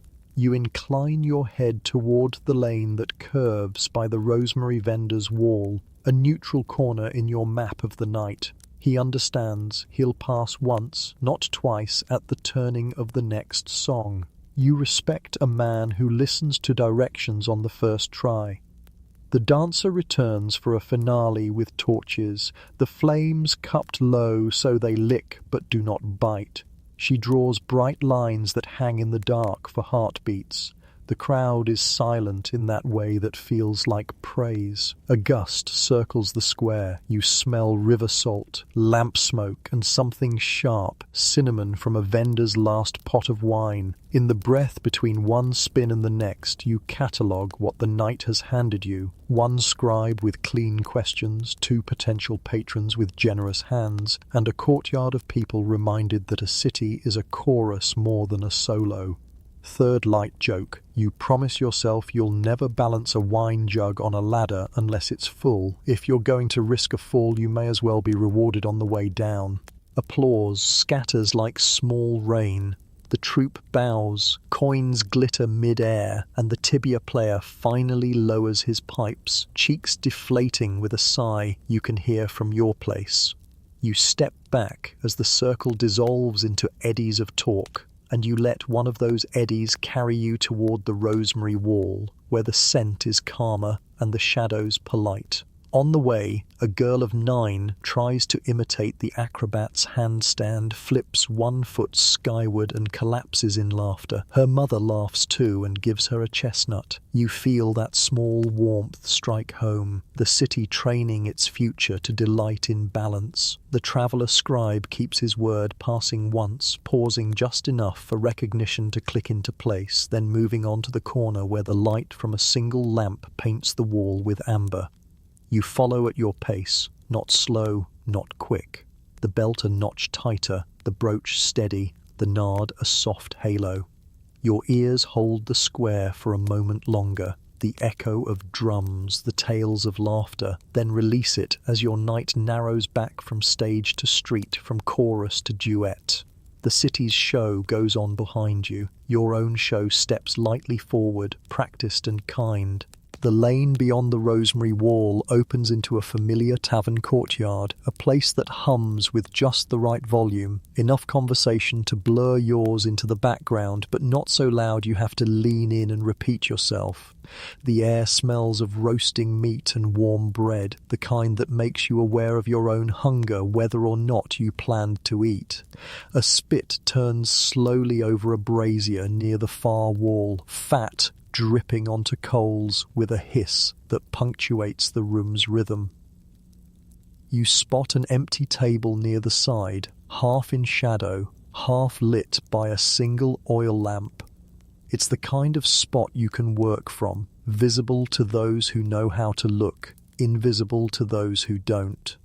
The traveller scribe arrives a moment later, slipping into the seat across from you with a polite nod, the way someone enters a library rather than a tavern. The server appears quickly, as if the table itself called her. She's a brisk, cheerful woman with arms strong from years of carrying more weight than any amphora could manage. You order a cup of wine, 2 parts water, 1 part red as respectability demands, and a plate of olives to start. Mainstream fact. Taverns like this are the city's crossroads, places where merchants, labourers, travellers and performers all mix without the marble filters of the forum or the velvet ropes of elite villas. Deals are made here, both spoken and silent, and if you know how to listen past the laughter, you can hear the city's deeper pulse. The scribe orders a small loaf and cheese, explaining without apology that his day started too early for him to trust himself around heavy food this late. His voice has the measured pace of someone used to dictating for others, but there's a warmth in it that's his own. You let the conversation unroll at its own speed, starting with small observations about the performers in the square, drifting toward the differences between city life and travel. He's been to Ostia recently, he says, to deliver records to a merchant house.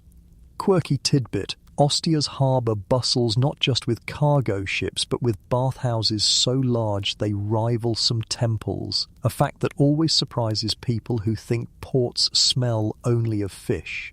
You tell him you've never been, but you've heard the sailors' taverns there can pour wine that could knock the sandals off Jupiter himself. He laughs, the kind of laugh that lands lightly without demanding an answer. The olives arrive, glossy in their brine, and you eat slowly, letting the conversation weave between bites. He asks about your day, and you give him the version trimmed of names but rich with textures: the saffron belt, the scent of figs at the market, the laughter from your friends over bread and cheese. He listens as if each detail is a gift he'll store in a neat mental ledger. Historians still argue whether such exchanges between strangers were the beginnings of genuine connections or simply the city's way of passing the time until more practical matters arose. You've learned they can be both, layered without contradiction. From across the room, the spitmaster calls out in mock outrage at a boy trying to sneak a slice of meat. The boy grins, caught, and the tavern laughs with the easy complicity of people who know rules bend for charm. You use the moment to pour a little more wine into your cup and ask the scribe about his work. He shrugs as if to say it's not the sort of story worth telling, but then launches into a tale about a magistrate who insists on triple-checking every seal on every scroll. You watch his hands as he speaks. Ink-stained, yes, but also careful, deliberate in how they gesture. He's not the type to grab at you or crowd your space. His words do the reaching instead. That's useful to know. You file it away in the same mental drawer where you keep the notes about which vendors give you the best price when you arrive late in the day. The bread and cheese come, the loaf still warm enough to steam when he tears it open. You take a piece when he offers, dipping it into the small dish of olive oil that arrives alongside. The oil has a peppery finish that wakes your tongue, and you hum in quiet approval. Second light joke. You tell him if the magistrate ever needs a new seal, he could use one shaped like this loaf, officially delicious. He laughs again, softer this time, but it lingers. The tavern's other tables begin to fill, the air thickening with voices, smoke from the brazier, and the smell of herbs tossed onto the coals. You recognize a pair of dice players in the corner, men who've been banned from one tavern or another for misunderstandings about winnings. You keep an eye on them without staring. Trouble in a corner has a way of spilling toward the nearest doorway. The scribe notices your glance and follows it, then looks back to you. You've seen them before, he says, not as a question but as an observation. You nod once. Mainstream fact, knowing when to acknowledge danger and when to pretend it isn't there is a skill that keeps a Roman night running smoothly. Tonight, the dice players seem content to mutter over their throws, so you let it drop. The server returns with the meat from the spit, a small portion, just enough to share. It's tender, spiced with something warm and sharp, and you eat slowly, savouring the balance of flavours. He tells you about a scroll he copied last month that contained a poem so dull he began adding his own line, is in the margins just to stay awake. Quirky tidbit, he once saw a fellow scribe doodle gladiators in the blank spaces of a tax record no one noticed for months. You stay until the tavern's lamplight shifts from lively to drowsy when conversations start to wind down and the air grows heavy with the promise of sleep. He pays for the food without making a show of it, and you thank him without making it a debt. You both step into the cooler air, the scent of roasting meat replaced by night's quieter perfumes, stone cooling underfoot, distant river water, the faint trace of someone's spilled wine. Before parting, he asks if he might see you again, not tomorrow, not pressed, but soon. You tell him where you can usually be found in the early evening, and he smiles in that way that says he'll remember. Third light joke. You add that if he brings chestnuts instead of olives next time, you'll know he was listening tonight. He promises to make it a test. You watch him walk away until the turn of the street hides him. The tavern's hum is still in your ears, but your own steps now have their own quiet rhythm. You turn toward your street, the night cool on your face, the weight of coin in your pocket steady, and the taste of good bread and good company lingering like a small, sure promise. By the time you reach the mouth of your street, the lamps are lower, their oil burning toward the night's thin end. The tavern noise is still carrying from 2 corners over, but here the sounds are different, quieter, more concentrated. This is when your part of the city comes alive again, not with the daytime shuffle of sandals and baskets, but with the soft knock of doors and the low murmur of conversations designed to disappear into shadows. You turn into the narrow lane where your regular evening work waits. The air feels cooler here, funneled between tall walls, and the occasional flicker of lamplight slips through cracks in shutters. The scent of oil lamps and a trace of myrrh drifts down from somewhere above. Mainstream fact: Roman streets after dark are as much a marketplace as in daylight, just for different goods and with different rules. Some doors open by arrangement, others for coin, and some only when the right person knocks in the right way. You push open the familiar unmarked door, stepping into a space kept deliberately dim. The light is low but warm, lamps tucked into niches, walls painted in muted shades with just enough detail to spark curiosity without demanding attention. You can hear laughter from somewhere down the hall, the kind that rises and fades in quick waves, voices relaxed, unhurried, private. The keeper, a broad-shouldered woman with silver rings on every finger, greets you with a glance that assesses without intruding. You've worked with her long enough to know the subtle signals: a tilt of the head for new faces, a slight nod for familiar ones, a longer look for someone worth extra care. Tonight she tilts, then nods. There are new clients in the mix, but not many. You settle into the front room where the couches are arranged for easy conversation. The cushions are worn but clean, and the air is thick with the faint sweetness of spice, ed wine. A group of 3 men sit to one side, speaking in low Latin tinged with an accent you can't quite place, maybe from the provinces near Gaul. One of them glances over, polite but curious, and you return the look with a small smile before letting your eyes wander elsewhere.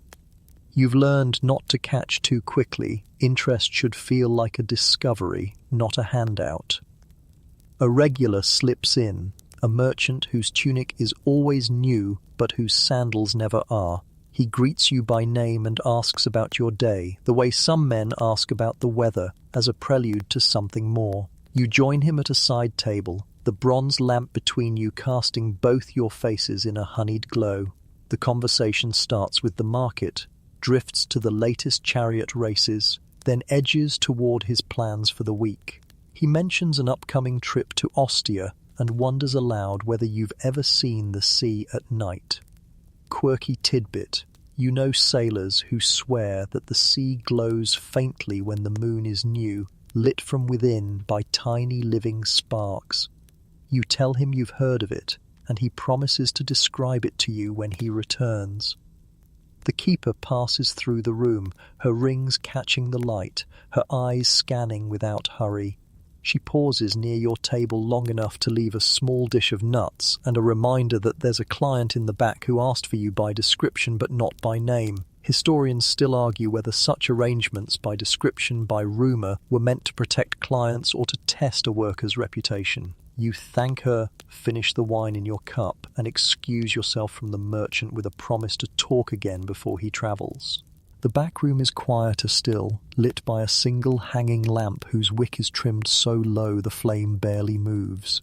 A man sits there, posture straight, gaze steady. His clothes are simple but of fine weave, the kind that tells you he has coin but doesn't want to talk about it. He greets you with an easy tone and offers you a seat. The conversation is light at first, safe topics like the weather, the crowds, a story about a festival from his home city. He laughs easily, and you realize quickly that tonight isn't about urgency, it's about company.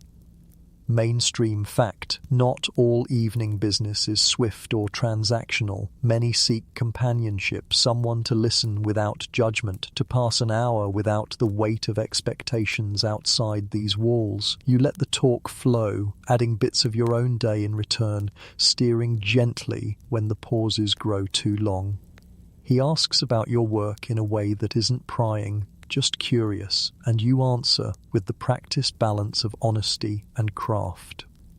The hour stretches in a comfortable rhythm. Now and then, footsteps pass the door, a reminder that the building is a living thing, full of other conversations, other exchanges. The keeper appears once more, this time with a small tray of dried figs and honey, a quiet treat that makes both of you smile. You break one in half, the syrup clinging to your fingers, and pass the other half across the table. Second light joke. You say it's a dangerous food for talking, too easy to get stuck, sweet-mouthed mid-sentence. He laughs, and for a moment it feels less like work and more like sitting with an old friend you didn't know you had. When the visit ends, he thanks you with a sincerity that sits heavier than the coin he leaves on the table. You walk him to the door, see him step into the night without looking back, and return to the front room. The merchant is gone. The men from Gaul are deep in their ode on talk, and the keeper catches your eye with a look that says the night is still young if you want it to be. You stay a while longer, making small talk with another worker by the window, sharing quiet notes about the week ahead. Outside, the lamps burn lower, the air cooler still. The street beyond the unmarked door is quiet enough that you can hear your own footsteps as you finally step back into the night, the faint scent of honey and myrrh still clinging to your hands. Third light joke. You promise yourself you'll stop eating figs in the middle of serious conversations. Eventually. The night is deep enough now that the shadows have taken ownership of the streets, pooling thick between the pools of lamplight. You've just turned toward the main road when you hear it. The sharp cadence of boots, not the lazy shuffle of late walkers, but the deliberate, measured steps of men whose authority is stitched into their sandals. A patrol of aediles, 3 of them, tunics neat, belts heavy with scroll cases and seals, moves along the lane, their eyes catching every open door and every figure still abroad. You've dealt with them before, of course. Mainstream fact. Aediles, among other duties, kept the roles of registered sex workers, enforced regulations on attire, and collected fines for those who failed to comply. The law says you're supposed to be registered, and you are. The law also says you mustn't wear a matron's stola, no problem there, but sometimes the law is only half the conversation. They spot you before you can cross the street, and the lead man, broad-shouldered and clearly enjoying his rank, raises a hand. His tone is polite enough, but the sort of polite that assumes compliance. Your name and your papers. You reach for the small leather pouch tucked safely into the hidden fold of your belt. Inside, the waxed tablet with your name and registration, worn from handling but perfectly in order. You hand it over with steady fingers and a smile that says this is routine, nothing worth noting. He examines the tablet under the lamp's glow, eyes flicking from the inscription to your face and back again. His companions stand a pace behind, scanning the street the way fishermen watch for movement in the water. You keep your posture easy, one hand resting on your hip, the other loose at your side. Quirky tidbit. Some women wrap a sprig of myrtle or rosemary in their papers as a charm for leniency. Yours carries a faint trace of saffron dust from your earlier pouch, purely by accident, but you let him notice without comment. He asks where you've been tonight, and you give him the broad, harmless version. Market in the afternoon, supper with a friend, sometime at a familiar establishment. He nods at the mention of the establishment. The keeper there has a reputation for paying her dues on time. Historians still argue whether these inspections were truly about order or just a form of informal taxation by intimidation. From the look in his eye, you know this man is content to let your coin and your record speak for you tonight. Still, he lingers. "And what of tomorrow?" he asks, almost casually. You give him a shrug and a soft answer about errands, maybe the baths, maybe nothing much at all. You keep it vague enough to be unremarkable, but specific enough to feel like you've answered. The trick is to give them the sense they've been thorough without actually binding yourself to anything. Finally, he hands back the tablet, the wax still warm from his grip. "Stay clear of trouble," he says, which in his voice sounds like both an order and a warning. Second light joke. You almost tell him you'd need a map for that, but decide he might not appreciate the humour. Instead, you thank him, dip your head in a small gesture of respect, and wait until the patrol moves on before you resume walking. You take a different route home, habit born from nights when the same street twice could lead to unwanted attention. This one threads through a quieter residential area, where the lamps are fewer and the scent of bread baking for tomorrow morning seeps out from behind shuttered windows. A cat darts across your path, tail high, and you take it as a silent escort. Halfway down, you pass a narrow alley where two men are deep in whispered argument. One glances up, eyes quick and assessing, but you keep your gaze forward, pace steady. Mainstream fact: Roman nightlife isn't just about pleasure, it's also about business best done without sunlight, and you've learned not to trespass on anyone else's arrangement. When you reach the steps to your building, you pause and glance back down the street. The ediles are nowhere in sight, their boots faded into the city's heartbeat. The cat is gone too, replaced by the faint rattle of a cart in the distance. You climb the stairs slowly, the weight of your papers reassuring against your side. In your room, the air is cooler than you expected, the shutters drifting slightly open from where you left them. You set your pouch on the chest and check the latch, still secure. You pour a little water into the bowl, wash your hands, and watch the saffron dust swirl away. The lamp throws your shadow against the wall, long and thin, like a figure drawn by someone in a hurry. Third light joke.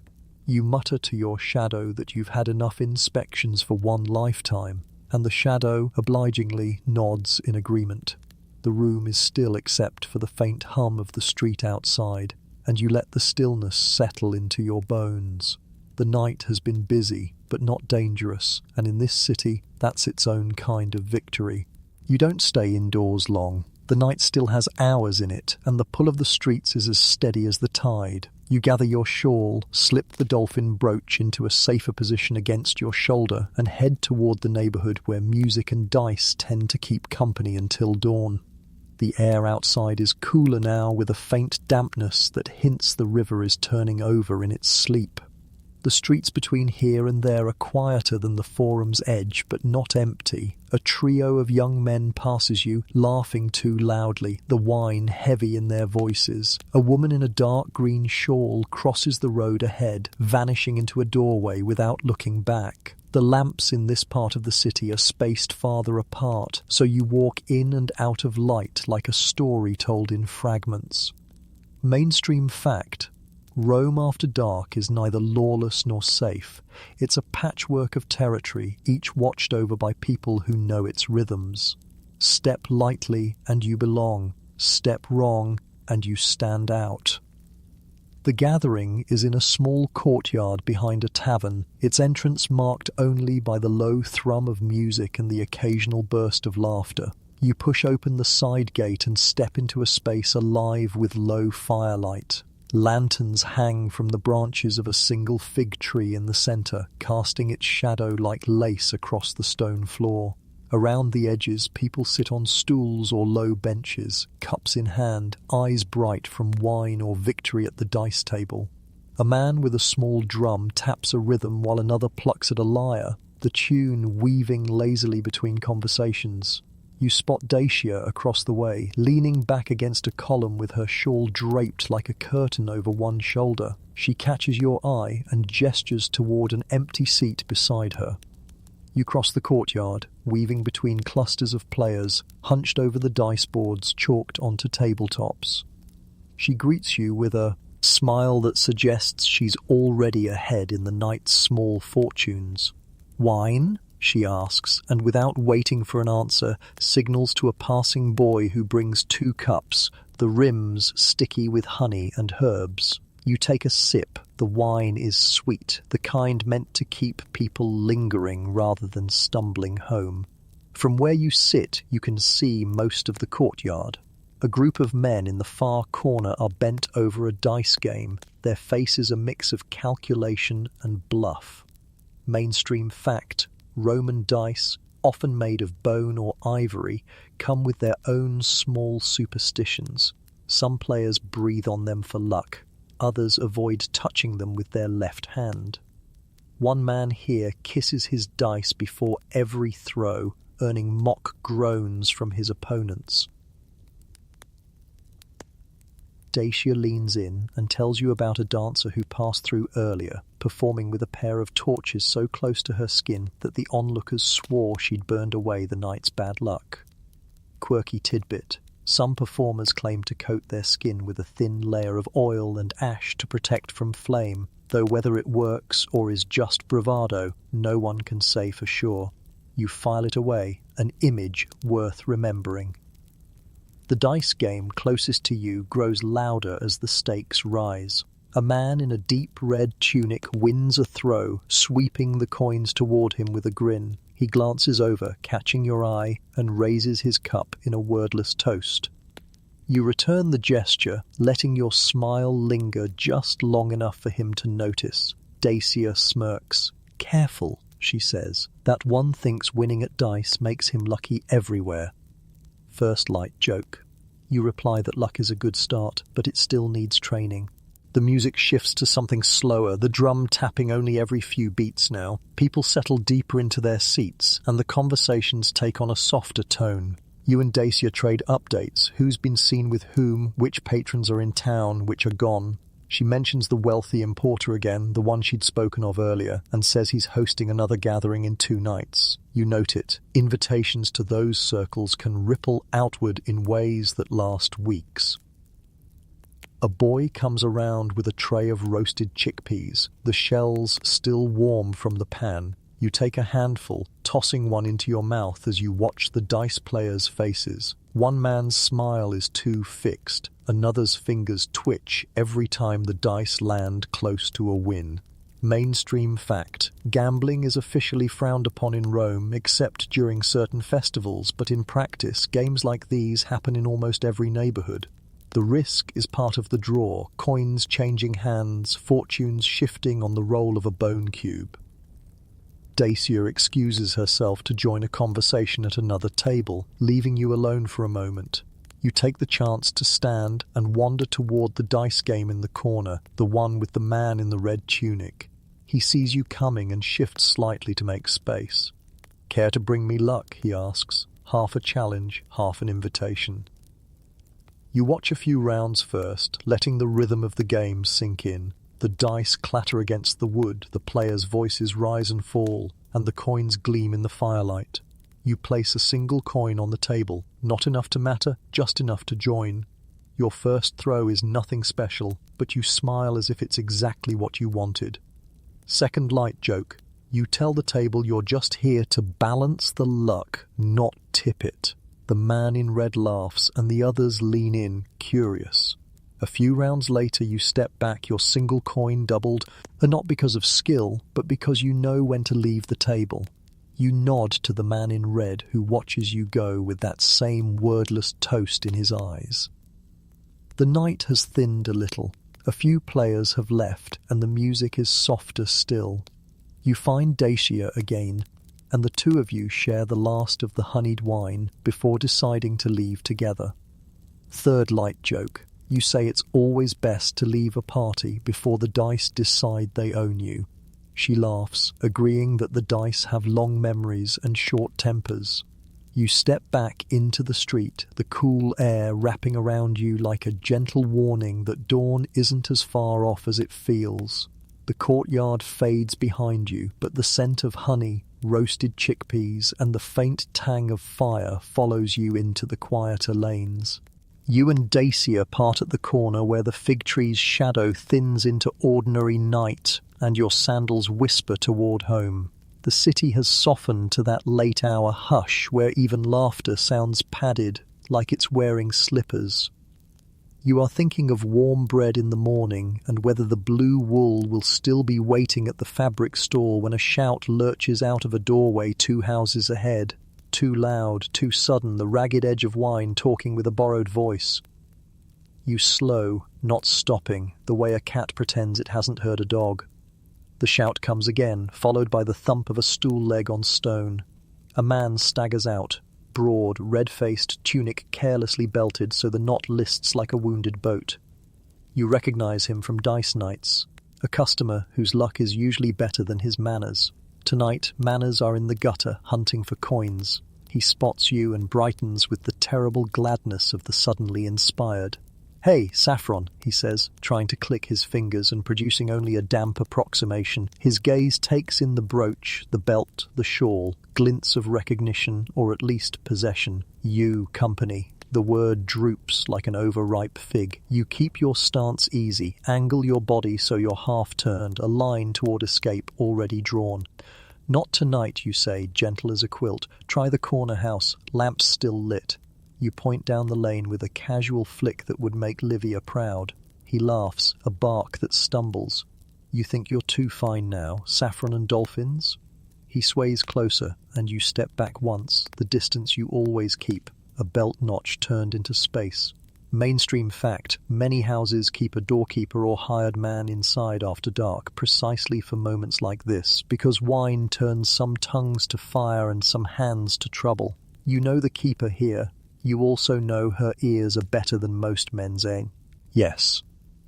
He reaches, too quick for wine, too slow for you. Your palm lifts, open and steady, stopping the motion like you're halting a child near a hot brazier. "Easy," you say, not sharp, not pleading, just a quiet brick set in the road. "I'm not working this minute." "Minute," he mutters, as if time were a coin he could shake loose. His hand wobbles toward your brooch, drawn by the glint. You angle your shoulder away, and in the same breath give the agreed-upon knock to the door frame behind you. 3 soft taps, 1 pause, 2 more. The sound is nothing to strangers, and everything to those who know it. He notices, of course, wine-loud men don't miss challenges, real or imagined. "Calling friends?" he says, trying a sneer that lands as a yawn. "I paid good coin tonight, everyone's friendly." "Then save some for tomorrow," you say, and let a smile ghost across your mouth. First light joke, the gods prefer recurring offerings, keeps them invested. It buys a heartbeat, humor is a leash if you toss it right. The door behind you opens a finger's width, the keeper's eye appears, sharp, steady. You don't turn, you don't need to. The latch whispers, then holds, a signal. She's there, the way a wall is there. You take 1 more small step back, giving the drunk man more air than he deserves and yourself more options than you need. He sways forward again, frustration clipping his words. "Don't act better." The hand lifts, confused about whether it wants to touch or wave. His knuckles brush your shawl. You catch his wrist, not hard, not soft, exactly enough. You tilt his hand away like you're correcting a student's pen grip. "Home," you murmur, "or water, or both." "Who are you to—" he begins, and then the keeper's voice arrives, low and even. She's someone whose no is a full sentence. The door opens wider. The keeper is a calm horizon, silver rings stacked like quiet thunder. Shut. Beside her stands the tavern boy, grown a head taller in confidence, a stout stick angled across his body as if it appeared by magic. It did. Hers. The man shifts his weight and the night shifts with it, the moment trembling on a hinge. Historians still argue whether brothel keepers were protectors, exploiters, or something tangled between. Tonight, the answer is simple. She is your lighthouse, and she is lit. Hands down, she says, and the tone is so ordinary it takes a second to register as command. He blinks, surprised by civility. It's disarming, the way a smile can be. His hand lowers. He looks from you to her, weighing the math. One drunk man, one rested woman, with 1,000 quiet nights behind her. One boy with a stick and the leverage of 12 stares.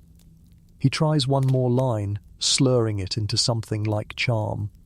I like dolphins, he says, pointing vaguely at your brooch. Second light joke. You smile and answer, they prefer the sea, and take another measured step back until your heel finds the threshold. He lunges, not fast, still not fast, but forward enough. The boy tenses. The keeper doesn't move. You breathe out and let the training you never call training carry you. Pivot. Shawl flicked like a curtain, wrist turned so his reach meets cloth, not skin. His fingers catch linen. You slip sideways and he follows the shawl's lie like a fish chasing the wrong glint. The boy lifts the stick a fraction. The keeper touches his arm and he lowers it again. Let him tire of his own shadow, she murmurs. The man falters, stumbles, and reaches for the wall, suddenly more human and less threat. Anger drains into foolishness. Foolishness sinks into shame. You've seen shame arrive before. It walks like a man remembering the morning. Quirky tidbit. Some taverns hang a tiny bell by the door for the truly drunk to ring, as if summoning their sober selves from the street. You imagine him ringing it hard enough to wake a small god. Water, you say, and the boy is already moving. He returns with a clay cup, holds it out without stepping close. The man glares at it, then drinks, because bodies listen to water when pride won't. He mutters something about losing at dice, about friends who aren't, about money that left him for a barge to Ostia. You catch fragments, a throw that should have landed, a promise that folded, the strange ache of a night that doesn't love you back. Mainstream fact. Gambling debts in Rome can ruin reputations faster than bad poetry. Creditors have long arms, and pity has short pockets. You keep your voice level. Go home, you say. Sleep. There's bread in the morning and shade by noon. You're not negotiating, you're describing a better map. The keeper adds a nod like a wax seal. The boy, newly promoted by courage, points toward the main road. The drunk man tries for dignity, collects instead a wobble, and sets off with the stubborn momentum of a cart on a slope. He looks back once, as if expecting you to change your mind or vanish. You do neither. You adjust your shawl and watch until he dwindles into lamplight and then into dark. Only when his footsteps fade do you let the breath leave your chest like a slow tide. Thank you, you say, turning at last to the keeper. She shrugs the way people do when they've practiced safety more than speech. Paperwork keeps Adiels happy, she says, but doors, eyes, and neighbours keep you alive. She taps the door frame. A blessing, a superstition, both. You return the tap and, for luck, touch the rosemary tucked in your belt. Inside, she pours a thimble of wine into a cup and hands it to you like medicine. You wet your lips and set it down. Third light joke. If anyone asks, you say, I bravely defeated a linen-eating monster. The boy grins, relieved laughter tumbling out like coins he didn't know he carried. The keeper asks if you want someone to walk you home. You weigh the street, the hour, the cooling stones, the river breath in the air, and decide you'll be fine with your own shadow. If my candle isn't lit, you remind her, it means all is well. She nods, and you both remember the other codes. 1 candle for trouble, 2 for a witness, 3 for the kind of night that rewrites tomorrow. Back outside, the city has resumed its measured purr. You feel the steadiness return to your step, the belt landing at its practical notch. The brooch lies cool against your shoulder again, a small, polished moon. You walk past the place where his shout first broke the air, and it is ordinary stone once more. Rome doesn't erase scenes, it layers them. But tonight your layer is thin, cloth slipping free, water taken, a doorway that did what doorways are for. As you near your stairs, you think of the odd things that link a day together, the fig paste joke, the gladiator sweat vial, the crocodile eggshell miracle, the saffron you left at Venus's altar, and how all of it, ridiculous and real, becomes armor you can wear without weight.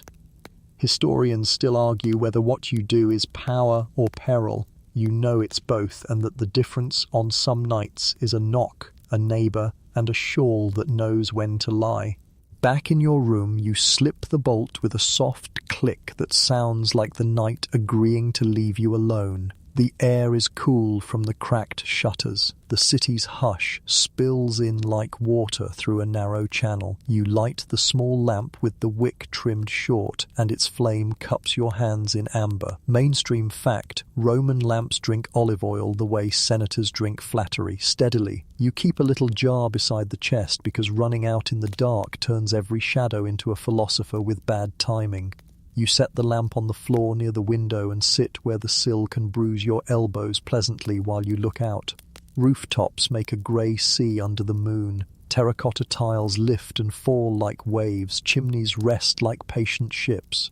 Somewhere a dog answers another dog's question. Somewhere a cart clatters too late for decency, but right on time for Rome.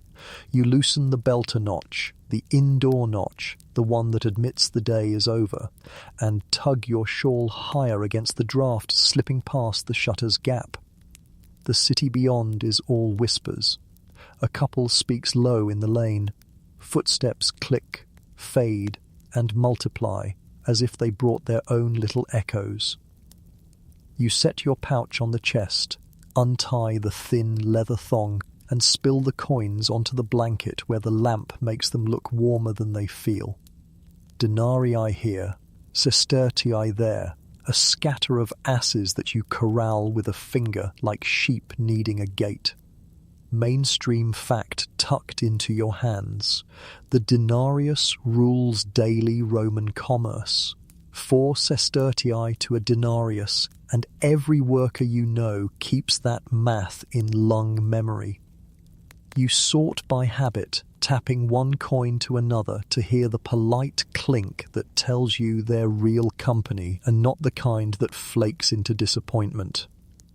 Count once, twice, always twice, and then again because you don't gamble with tomorrow's bread. You put the brooch down beside the tidy piles, its dolphin a small curve of metal smiling at your neatness. First light joke. You tell the coins it's time to practice multiplication. They respond by refusing to have children. You sigh theatrically and swap 2 asses into the oil and bread stack to show leadership by example. From the street, a late singer tries a line of a love song and abandons the second verse like a promise he didn't mean to make. You lean your forehead against the shutter and let the wood cool your skin. Your shoulders feel the night's weight now that they don't have to perform. Even your bracelet breathes quieter when no one needs it to clink. You think of Dacia's torch dance, of Livia's gladiator vial, of the wealthy patron's garden walls painted with birds that almost flew. You think of the drunk who mistook your shawl for agreement, and of the keeper's voice flattening the moment into obedience. Historians still argue whether women in your line could truly steer their lives or were steered by currents they only pretended to choose. You know the answer changes with the wind and the door you're standing in. You pull the small cloth bag of saffron from your pouch, the spice seller's luck, and touch it to the lamp, not to burn, just to warm the scent. The room lifts a note brighter, quirky tidbit. Some homes hang little wind chimes of bronze fascina, those blunt phallic charms, to shove away the evil eye with a wink and a clatter. You've never hung one, but the rosemary sprig in your belt might be its shy cousin, subtler and better scented. You lay the sprig by the window so the night can loan it some cool. The chest yields its other reliquary, folded scraps of notes, a ribbon, the pawn ticket from 3 winters ago when the snow came mean and work came thin. You read the top note, the scribe's tidy hand from this evening promising chestnuts next time, and smile because he will, and because small promises arriving on time are the cheapest miracles Rome offers. Under it, a curling scrap from months back, Dacia's joke recipe for fig and honey glow, annotated with no bees invited. You press it flat and decide to keep it near the saffron as if your keepsakes like to gossip when you're sleeping. You count the coin again and make the little allocations your hands could do in the dark. Rent, first, always, oil, bread, olives, fabric fund, that blue wool breathes its expensive dream. And a thin slice labelled kindness, because a hairpin or a fig at the right moment can move the world a finger's width toward gentle. Historians still argue whether workers like you could save enough for property or freedom, whether the stories of courtesans buying houses are the rule or the outliers sung too loudly.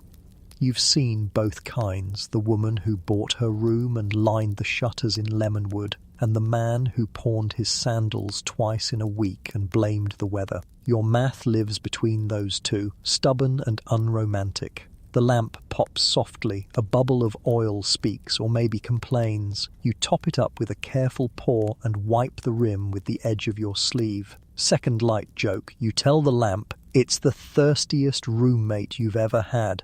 It responds by burning brighter, which you admit is a winning argument. Across the lane, a window yawns open and an unseen hand shakes out a cloth. Dust falls like quiet snowflakes that forgot the season. You stretch your legs and feel the bed's straw remember your shape. The small knife you carry, square as a sentence, sharp as one. 2 rests beside the brooch, and for a breath they look like a metaphor you're too tired to write down. Adornment and edge, shine and hinge. You tuck the knife into its place in the chest and run a fingertip over the brooch's dolphin so it will dream of the sea while you dream of dry, simple things like bread that doesn't need a story. On the windowsill, a moth taps at the light and then thinks better of it. You understand. You blow gently, and it drifts off to consult a darker corner. The night leans deeper. Somewhere a baby cries, is answered, quiets. Somewhere a mule stamps. The city's lullaby is never silence, its repetition softened by distance. You rest your chin on your forearm and count today's threads like beads. Bathhouse steam, market spill of colours, figs as motif and morsel, the patron's resin-scented room, the temple's little marble smile, the square's tibia twining music like vines, the tavern's bread soft at the centre, the aedile's seal-slick fingers, the dice's clatter, the keeper's calm. The day holds more than it promised and less than it threatened, which you chalk up as even. You tuck the coins back into their pouch in the order that pleases you, heavier to lighter, hope to habit, and slide the pouch into the chest's hidden corner, the one you built from scrap wood and quiet afternoons with a borrowed knife. You place 2 asses under the jug as your commonplace savings plan, because you once read a charm that said money underwater breeds money in life, and while you don't believe it, you also refuse to argue with harmless hope. Quirky tidbit, cousin to that. Some people bury a coin in the threshold when they move to teach the house their name. You have no threshold, only a stair, but you think the stairs know you anyway? A draft sneaks in, noses the flame and leaves. You rub your hands together for the comfort of the sound, then align your sandals neatly by the bed. The small future you can control is the first thing your feet will meet in the morning. Third light joke. You tell tomorrow to knock softly. It has a habit of flinging doors, and you prefer civilized entrances. The moon edges across the slice of sky you own between roofs. The rooftops don't care, which is restful. Historians still argue whether nights like this, work measured, danger dodged, coin counted, breath unbroken, were common or rare. You decide they're common enough to build a life on, and rare enough to thank the goddess for. You touch the saffron pouch, touch the rosemary, and touch the window frame twice, a habit that began as a dare to yourself to keep superstitions neat and has stayed because it pleases the part of you that files chaos into columns. You close the shutter a finger narrower, tame the lamp to a pearl, and let the room become a harbour. Outside, Rome flows on, loud in other places, softer here. Inside, you become the quiet you spent all day selling. The brooch glints like a drowsy star. The coins sleep like well-behaved children. Your breath levels with the rivers. Your eyes get heavy in the good way, the kind that rolls the mind smooth. A last thought slips in and finds a pillow, tomorrow's blue wool. If luck remembers your name, you decide to remind it gently. Sleep doesn't just happen here. You prepare it like a room you're expecting a friend to visit. You rise from the windowsill and start with the floor, swiping a little whisk broom across the boards so tomorrow's feet won't find tonight's crumbs. A fig seed clicks against the bristles, souvenir of laughter, and you shepherd it into the corner with the stray thread and one heroic grain of saffron that escaped its pouch. You gather the tiny nation with a wetted fingertip and feed it to the brazier's cold mouth because even tidying likes ceremony. Clothes next. You ease the saffron tunic over your head and shake it once, twice so the day floats out of the folds. It smells like market sun and temple incense, a mixture that would make a perfumer raise a thoughtful eyebrow. You lay it flat over the stool, smooth the hem with the back of your hand, and smile at the stubborn wrinkle that insists on being its own person. You let it. The belt coils obediently into a neat ring. The bracelet gets a quick polish on your shawl and a promise of tomorrow. You choose a simpler tunic for morning, undyed, soft, the one you wear when you want to look like you belong to the city rather than any particular corner of it. You drape it across the chest's lid, slide a clean strophium beside it, and set your sandals beneath like punctuation. Mainstream fact. Romans often slept on straw mattresses and changed into lighter indoor wear for comfort. The city adores performance, but even performers need a backstage. You place a clean square of linen on the stool as well, a little signal to morning you that someone cared in the night. At the chest's bottom lives a tiny private theatre, your box of small care. You lift out the leaf of polished bronze that serves as a mirror, tilt it toward the lamp, and study the day's face passing into the night's. The coal has softened to a shadow. The red at your youth is a rumour. You dip a cloth into the bowl, cool water folding around your fingers, and dab away the city. Olive oil comes next. You rub a few drops into your palms and smooth it gently over your cheeks, watching a modest glow answer back. You could scrape it away with a strigil like in the baths, but tonight your hands are enough. Quirky tidbit. Some say rubbing a paste of ground pearl into the skin keeps one moonlit at any hour. You've yet to trust your face to a shellfish, so olive groves get the contract. Teeth, not neglected. You take the little chew stick, frayed at one end, and dip it into tooth powder in a tiny dish. Salt, crushed mint, a pinch of charcoal for pride. You work carefully, knowing the powder stings a little but leaves the mouth honest. Somewhere a poet would call it a kiss for morning, and somewhere else a matron would call it proper. You call it practical and spit neatly into the bowl, then rinse with a careful swish because your landlord prefers water on the floor only when Rome sends rain. You roll the rosemary sprig between your fingers, the one that spent an hour cooling on the sill, and slide it into tomorrow's belt. Your room smells like gentle kitchens and hillside paths. You check the dolphin brooch for any loose catch and pin it to the waiting tunic's shoulder so you won't forget. Brooches, like promises, hide when you're late. First light joke. You warn the brooch that if it plays tricks, you'll demote it to paperweight. It gleams innocently, which is exactly what a trickster would do. Across from the bed, your household corner waits, a little shelf for the lares and penates, household gods who accept devotion without a complicated application process. Mainstream fact, many Roman homes keep such shrines, their tiny altars catching pinches of flour, sips of wine or small wreaths, because even in a city of marble, daily faith lives in fist-sized places. You pinch flour from a cloth packet, drop it like snow onto the little terracotta dish, and touch your cup's rim to the shelf for a thimble of watered wine. For protection, you murmur, and for tidy coincidences. The lamplight trembles like it agrees. You add the day's smallest sweetness, one crumb of the goat music cheese, because the gods might enjoy a joke as much as a tithe.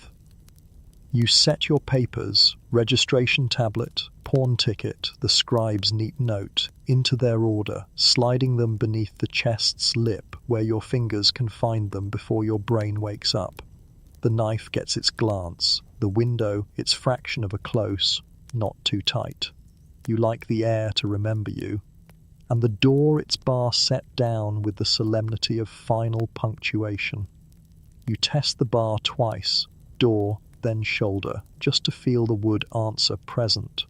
The lamp's circle grows cozier as you turn the wick lower. Shadows bend, straighten, learn new manners. You fold the shawl and set it atop the chest, pleats stacked like a little stair for moths who can read your mind. Second light joke. You tell the moths there's a one-drink minimum. They file a complaint with the night and are ignored. For a moment, you stand still and let your body run its silent inventory. Calves pleasantly sore from walking the city, shoulders catching the last of their armor, hands smelling faintly of rosemary and oil. You yawn, a small sail catching the breeze. The room yawns with you, the floorboards stretching into quiet. Sleep is almost here, And there's one more ritual, the small talk with tomorrow. You kneel at the chest and count breath with fingers, one for rent, one for oil, one for bread, one for luck, one for friends, one for surprise, because Rome is fluent in it. Historians still argue whether Romans rose for a first sleep and second sleep, that old rhythm where the night breaks into two friendly halves. You wonder if your trade invented such wakefulness before scholars gave it a name. You have certainly known those soft midnights when a lamp sits up with you and the city confides through shutters.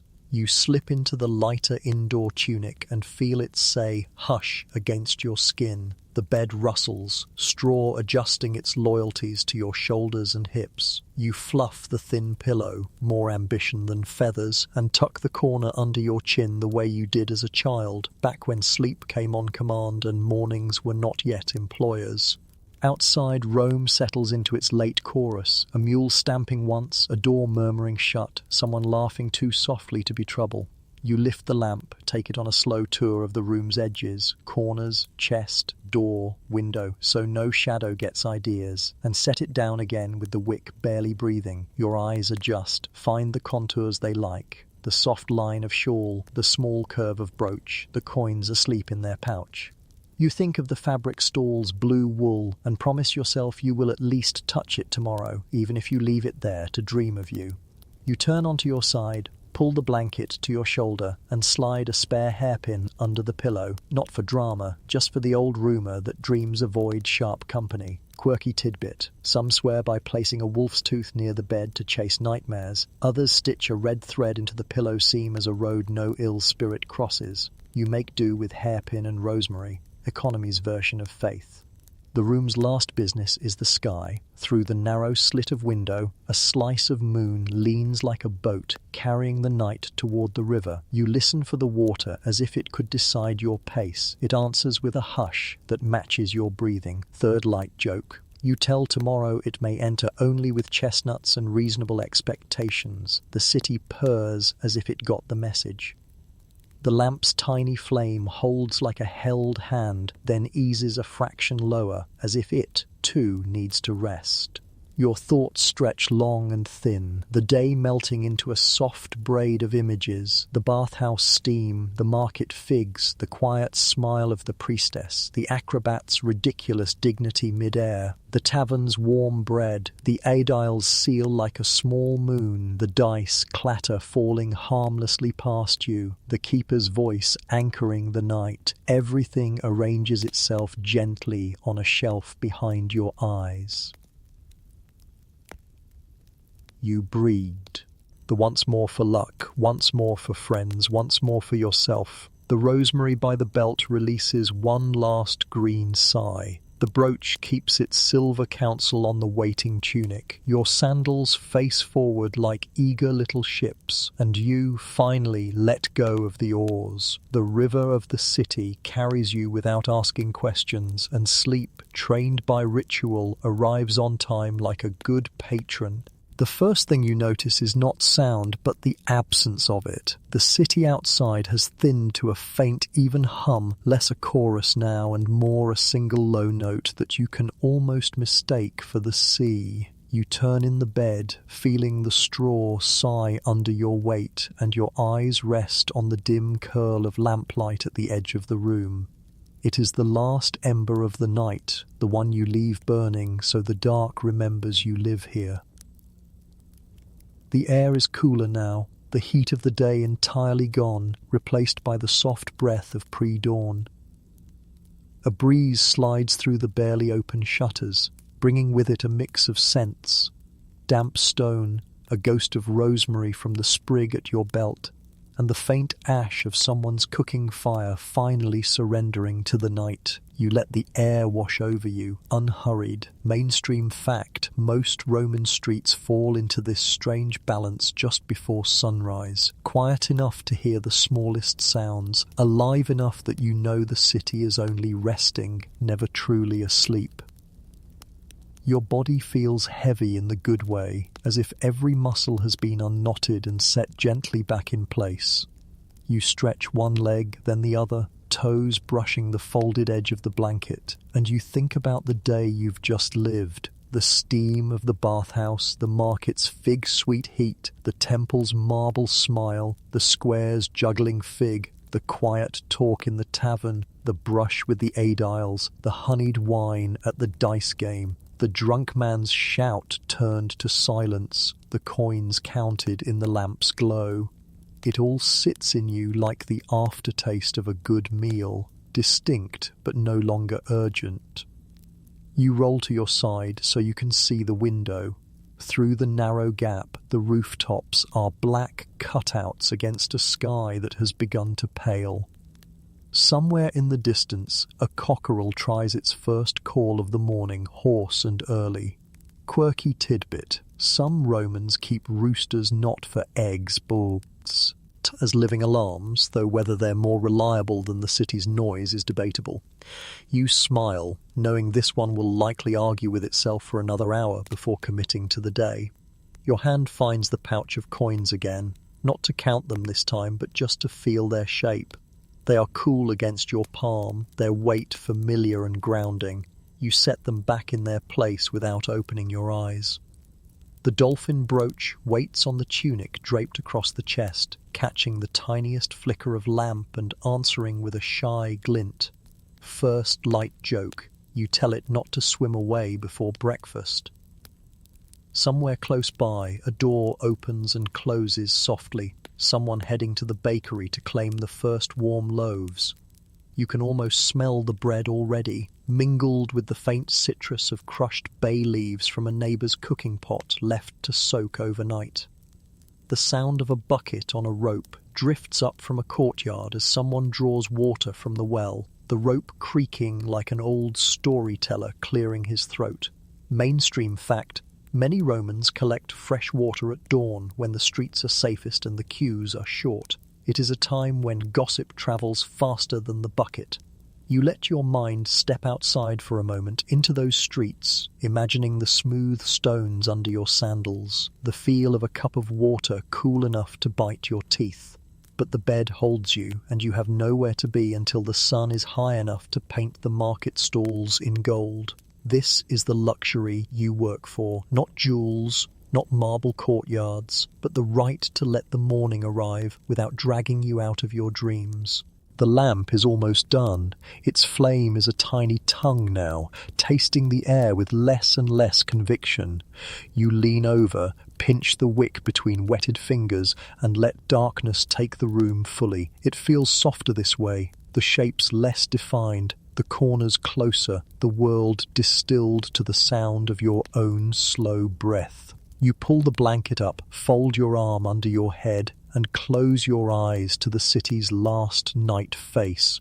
The hum outside begins to dissolve as the earliest traders and bakers stir it into morning. Somewhere, a mule snorts. Somewhere else, a child laughs for no reason except that they woke up before anyone told them to be serious. Second light joke.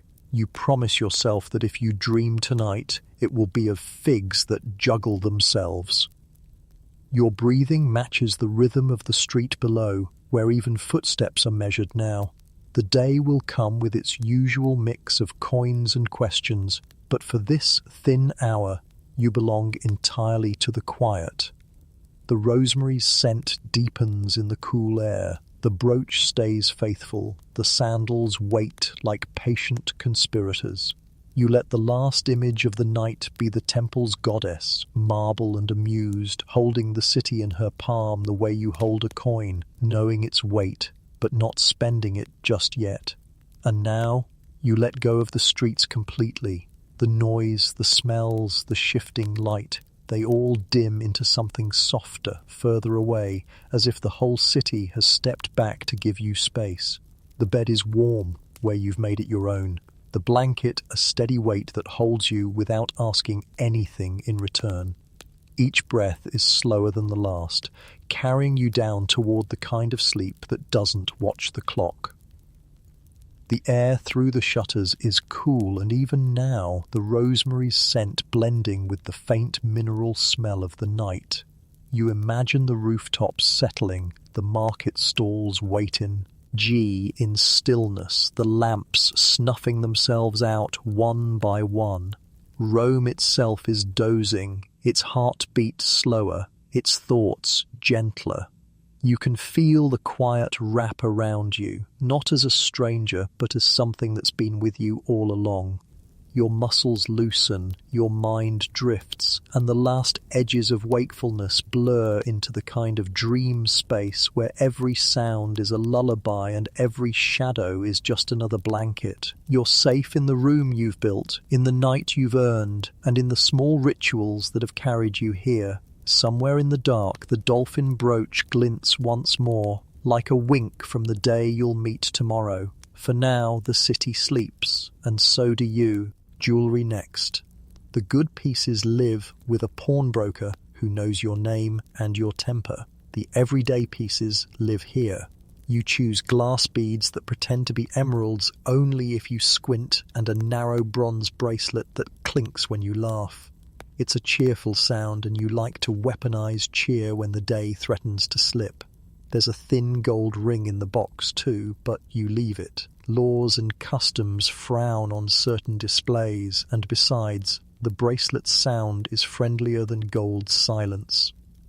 From a little pouch, you lift a sprig of saffron threads, crush them delicately between your fingers, and rub the powder into the belt's weave. The scent rises, sunny, grassy, just this side of intoxicating. Quirky tidbit. Some Romans swear by gladiator sweat as a love charm or cosmetic, collected from the scrapers that clean a fighter's skin after the arena and sold in tiny vials.